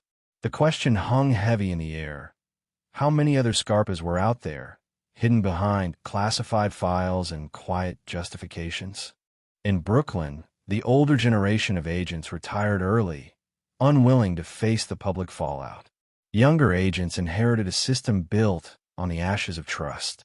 Every new informant was treated like a ghost from Scarpa's past. Every meeting came with paperwork, oversight, signatures. The Bureau had learned its lesson, but the lesson came too late. Because what Scarpa had done wasn't just corrupt one case. It had infected the culture. The belief that ends justify means had become a reflex, and it had taken a murderer to prove that it didn't. The people who lived through that time, lawyers, journalists, former FBI analysts, still talk about how surreal it was. You couldn't tell who the good guys were anymore, one journalist said years later. The mobsters were talking about justice, and the agents were talking like mobsters. Scarpa had flipped the world upside down, and even from the grave, he was winning. And yet, in some twisted way, the Bureau's relationship with him had always been honest. They both got what they wanted. Greg stayed free. The FBI got results. They both understood each other too well. He used violence the way they used paperwork, efficiently, impersonally, with no regard for who got caught in between. What made Scarpa different wasn't his brutality. There had been worse killers. It wasn't his intelligence either. He wasn't a philosopher or strategist. What made him different was his understanding of leverage. He knew that fear could be traded like currency, that loyalty was a myth, and that everyone, even the law, had a price. He found that price in DeVecchio, and, through him, he bought the system. Years after his death, his influence still haunted the FBI's informant network. Every case involving organized crime was shadowed by comparisons to him. Don't let this become another Scarpa situation, supervisors would warn new agents. It became an internal phrase, a warning, a ghost story, a quiet reminder of how easily corruption hides behind results. But in Brooklyn, his legend took on a different shape. Among old gangsters and retired cops, Scarpa's story became a cautionary myth, a dark fairy tale about power. They said he made a deal with the devil, but no one could ever decide who the devil really was. Some said it was DeVecchio. Others said it was the Bureau itself. But those who had known him personally, who'd seen his cold stare and calm smile, whispered something different. Greg didn't make a deal with the devil, one of his former associates said. He was the deal. His dual life, the killer and the informant, became the blueprint for 1,000 stories after him. Movies borrowed from his contradictions. Books dissected his motives. Each version painted him differently. A patriot in disguise, a sociopath with charm, a genius of manipulation. But none of them captured the simple truth. Greg Scarpa wasn't driven by ideology or greed or even loyalty. He was driven by control. He wanted to prove that he could bend any system, any man, any institution to his will. And he did. The Colombo family never recovered from his legacy. The war he helped fuel left scars that never healed. Men who survived those years still refused to talk about him. He was poison, one said. He didn't just kill people. He killed trust.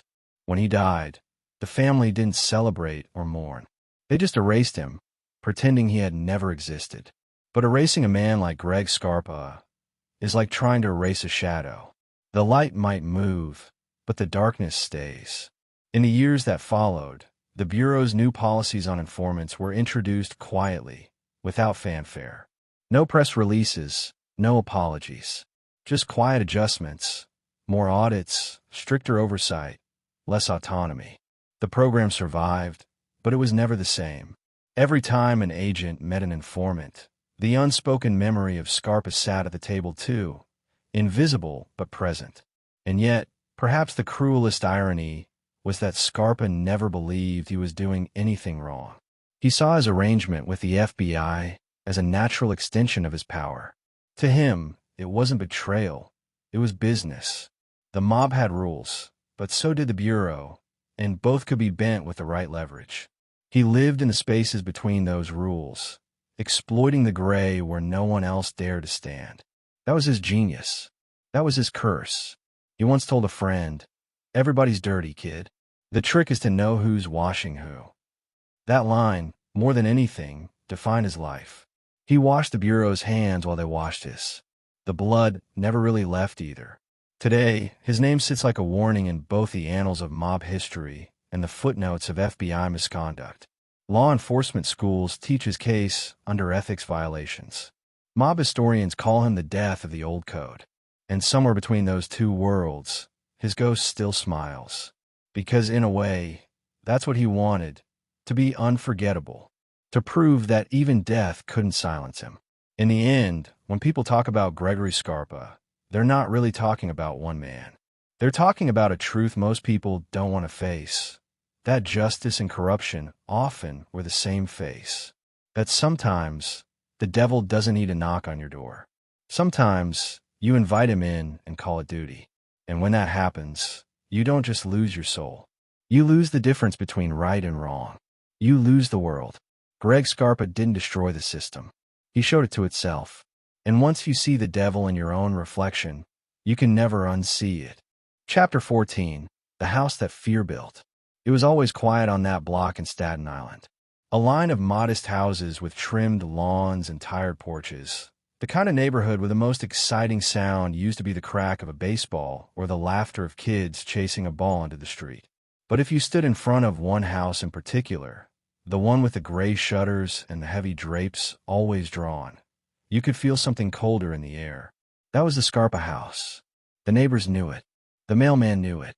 Even the cops driving by knew it. It was a house built not with bricks and wood, but with fear. A fortress disguised as a home, where laughter was replaced by whispers and where every shadow carried a name.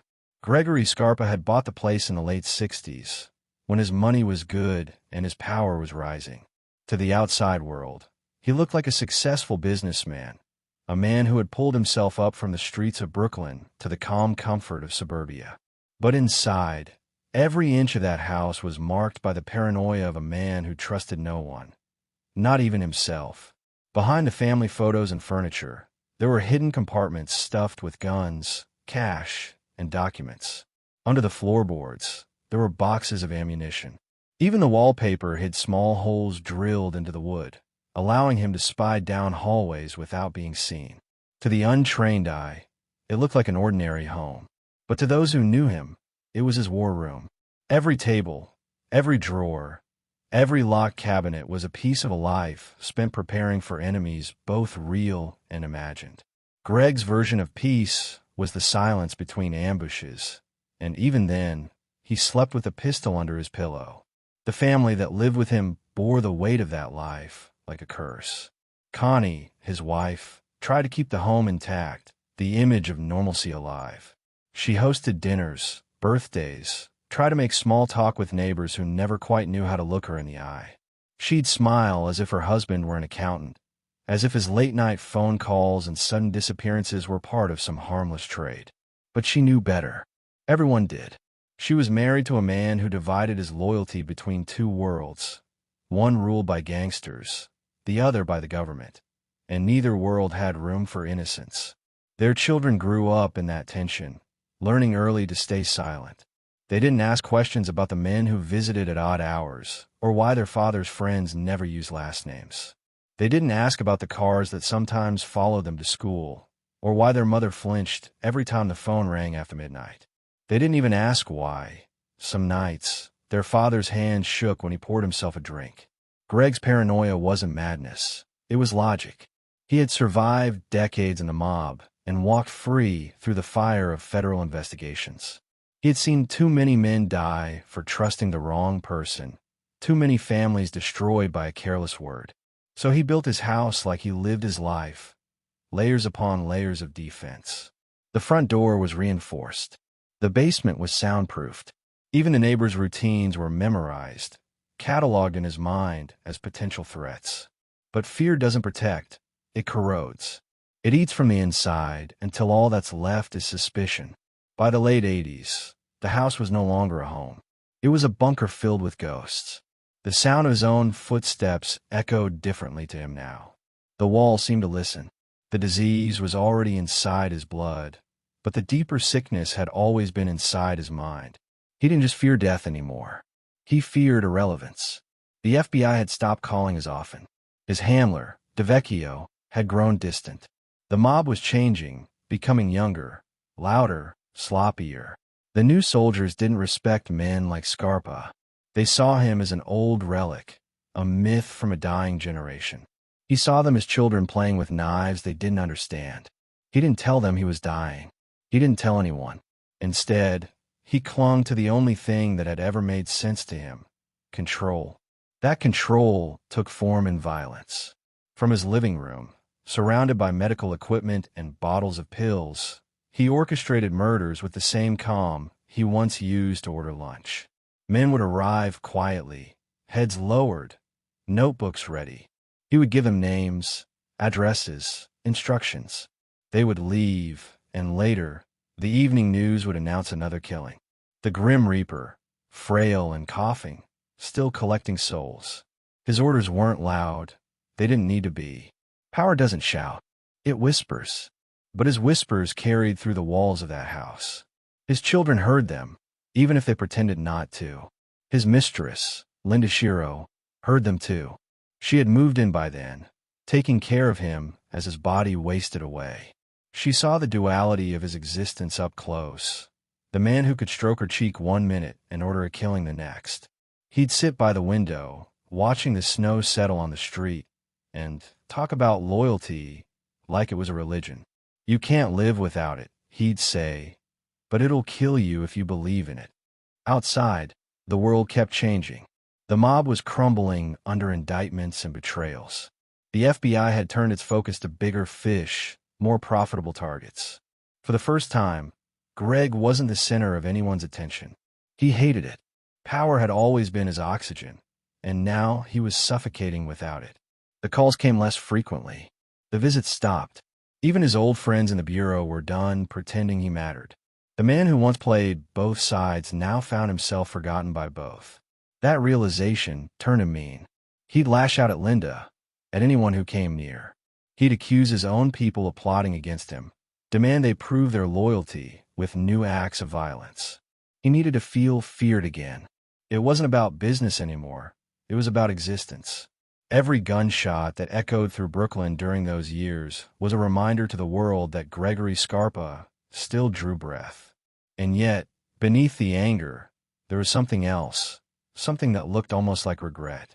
Late at night, when he was too weak to stand, he'd stare at old photographs. His wedding, his kids, the early days in Brooklyn before the blood and the secrets. Sometimes he'd mutter to himself. All this, he'd whisper. And for what? Linda once said that was the only time she saw him afraid. Not of death, but of being forgotten.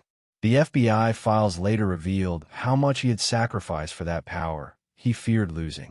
Every favor they'd given him, every case they'd erased, came at a cost. He had become their weapon, but weapons don't retire, they break. His immunity was just another illusion, a promise that expired the moment he stopped being useful. When the Bureau finally let him fall, he realized too late that he'd been nothing more than a disposable tool. The house became his prison. His body betrayed him. The once dreaded mob enforcer could barely lift his own gun. His face, once defined by confidence and calculation, was now hollow, eyes sunken behind a black eye patch that made him look like a ghost of himself. The men who came to visit looked at him differently now. Not with fear, but pity. Some came to pay respects. Others came to confirm the legend was truly dying. Either way, he despised them for it. And yet, even then, the violence didn't stop. The war between the Colombo factions still raged outside, and Greg refused to be a spectator. He had his son, Gregory Jr., carry out his will, organizing hits, moving money, keeping the Scarpa name alive through fire and chaos. It was legacy built from ashes, but it was all he had left. Father and son, bound by blood and the same fatal pride. Years later, when the son would sit in his prison cell thinking of his father, he would describe that house as a temple of fear. He said every room carried a different kind of silence. The silence of violence planned, the silence of love twisted, the silence of a family that knew too much and said too little. It was a place where loyalty meant survival, and survival meant surrender. When the end finally came, it didn't arrive like the violence he had always known. It came quietly, without warning, without witnesses. One morning, the nurse walked in and found him slumped in his chair, the phone off the hook, a half-empty glass beside him. The TV was still playing the evening news. No gunshots, no last words, no chaos. Just silence. The same silence he had built his life around. The FBI never publicly commented on his death. The Bureau filed away the last of his reports, sealed them under national security interests, and moved on. The Colombo family did the same. There was no mention of him in their meetings, no stories passed down to new recruits. He became a ghost in his own history, a man erased by both sides of the war he had once controlled. But the house remained. Long after his family sold it, people swore it still carried a strange weight. Contractors refused to work there alone.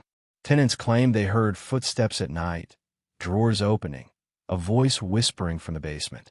They said the air smelled faintly of gun oil and old smoke. Maybe it was imagination. Maybe it was something else. Maybe fear never really leaves the place it's built in. If you drive past it today, it looks ordinary, quiet, clean, unremarkable.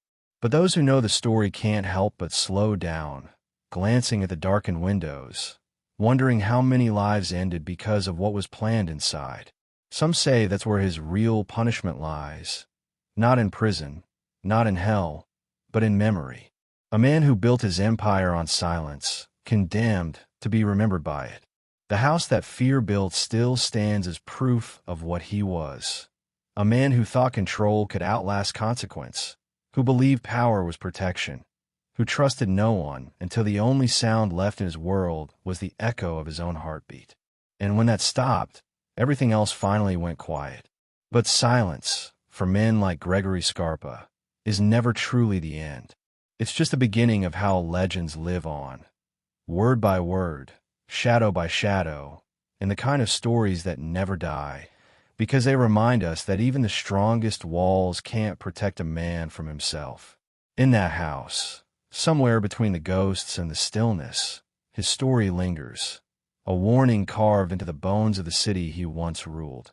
And every time the wind passes through those quiet Staten Island streets, it seems to whisper the same thing he once told his crew before every hit. Don't look back. There's nothing there but ghosts. He was wrong, of course, because the ghost that he left behind is still here, and the house that fear built still listens. Chapter 15, The Legacy of Shadows. In the end, there were no parades, no headlines, no grand farewell. Gregory Scarpa slipped into death the way he'd lived, half in shadow, half in silence. But death, for men like him, is never a clean escape. It lingers, it infects, it reshapes the world left behind. And the world he left was cracked by his touch.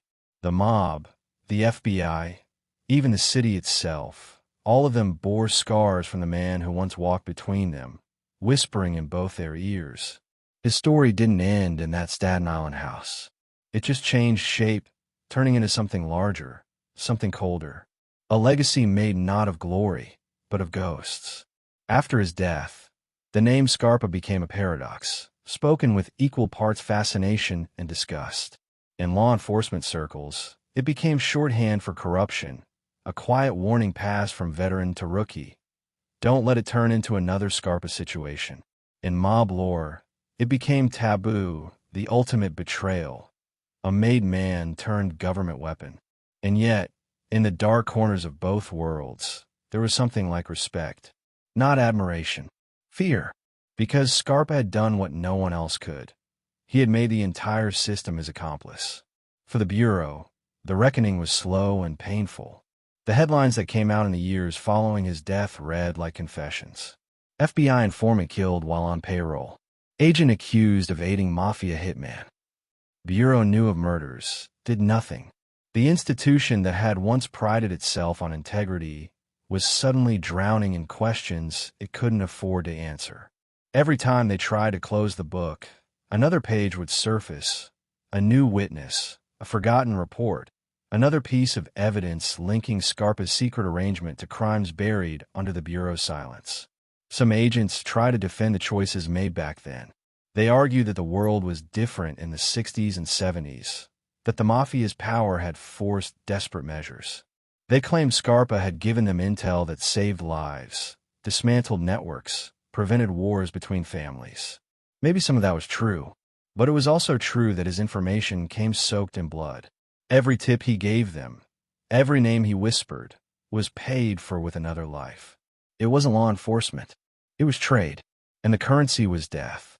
The FBI's informant program was overhauled after the Scarpa case, but even the reforms couldn't wash away the stain. You can change the rules, but you can't change what those rules were built on. Deep down, everyone in the system understood that men like Scarpa were necessary evils, the kind of tools you tell yourself you'll use carefully, right up until they start using you. His story became a training exercise in ethics, his name a ghost that haunted every policy meeting. The Bureau didn't say it out loud, but everyone knew. They'd been burned by their own arrogance. For the mob, the aftermath was worse. The Colombo family, once a powerful force in New York's underworld, was left fractured and bleeding. The war Scarpa had helped ignite destroyed generations of loyalty. Men who'd once sworn blood oaths turned on each other, whispering deals to prosecutors in the same offices where Scarpa had once sat. The code of silence, Omerta, had been buried with him. The Grim Reaper had killed it himself. He had shown every wise guy in America that even a made man could serve two masters. And once that door opened, it never closed again. The FBI's tapes, released years later under the Freedom of Information Act, revealed what most already suspected, that Scarpa had been manipulating both sides all along. He'd used the Bureau's immunity as cover for murder, extortion, and personal revenge. When the Colombo War peaked in the early 90s, Greg wasn't just fighting for his faction. He was settling old debts. Every man who crossed him, every insult, every rival who once questioned his authority, disappeared under the guise of mob warfare. The Bureau didn't stop him. In some cases, they might have even helped him. The journalists who unearthed those tapes wrote about it with disbelief. How? They asked. Could the FBI protect a man like this? But the answer wasn't complicated. It was human. Greg gave them results. And in a system obsessed with numbers, cases solved, arrests made, networks dismantled, results always outweighed conscience. They didn't see him as a murderer. They saw him as a means to an end. By the time they realized what he really was, it was too late. But maybe that's what made him so dangerous. He understood power better than anyone else. He knew that control wasn't about titles or guns. It was about leverage. He made the FBI need him. He made the mob fear him. And between those two forces, he carved a space where he could exist untouchable, ungoverned, unstoppable. That was his brilliance. And that was his curse. Even his family couldn't escape the gravity of his choices. His son, Gregory Jr., tried to wear the Scarpa name like armor. But it wasn't armor. It was a brand. Every cellmate, every guard, every prosecutor saw him as the son of the FBI's pet killer. He tried to reclaim the narrative, claiming he was working with the Bureau on terrorism cases from prison. But no one believed him. The sins of the father had poisoned every word he spoke. By the time he realized he could never outrun his blood, it was too late. Linda Shiro, the mistress who had loved and feared him in equal measure, became his unintended echo. Her interviews in the years after his death became part of the mythology. The way she described him, soft-spoken, charming, deadly, turned him into a paradox the world couldn't look away from. In her voice, you could hear both the victim and the accomplice. She said she stayed because she loved him. But the truth was simpler. She stayed because fear can feel a lot like love when it's all you've ever known. The media, of course, couldn't resist him. Documentaries, books, dramatizations, they all tried to capture the contradiction that was Greg Scarpa. Some painted him as a monster, others as a tragic figure caught between loyalty and survival. But none of them got it quite right. Because Greg Scarpa wasn't tragedy or evil. He was truth. The uncomfortable truth that in every system built on power, there are always men willing to trade morality for control. The old-timers who survived him still talk about him in low tones. To them, he wasn't just another mobster. He was a turning point. The man who proved that fear could be more powerful than respect. That silence could be more dangerous than bullets. They say he could walk into a room full of killers and have them trembling with a single look. Not because they thought he'd kill them, but because they knew he'd already decided how and when. That was his gift, his curse, his identity. There's an old surveillance photo from the 70s, Greg stepping out of a black Cadillac, cigarette in one hand, a half-smile on his face. He looks calm, casual, like a man walking out of church. You wouldn't know from that image that he had just ordered a killing. You wouldn't know that the man who took the photo worked for both the mob and the FBI. That's the irony of Scarpa's world. Everyone was someone else's informant. Everyone was someone else's enemy. And everyone thought they were in control. Even now, the lessons from his life remain relevant. Law enforcement still uses informants. Organized crime still exists, though quieter, hidden behind business fronts and corporate facades. The faces have changed, but the pattern hasn't. Deals are still made in shadows. Compromises are still justified in the name of justice. Every time the system decides that the end justifies the means, Greg Scarpa smiles from his grave. Because that's what his life really was, a mirror held up to power.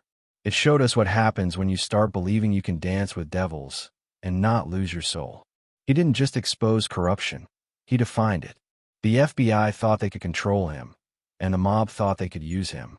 But in the end, both became reflections of him, ruthless, cunning, and blind to their own decay. Somewhere, in an archive no one is allowed to open, there are boxes filled with his files, thousands of pages detailing his conversations, his payments, his killings. Each page is a piece of a puzzle that no one wants to finish. Because if they ever did, the picture it would reveal would be too horrifying to accept.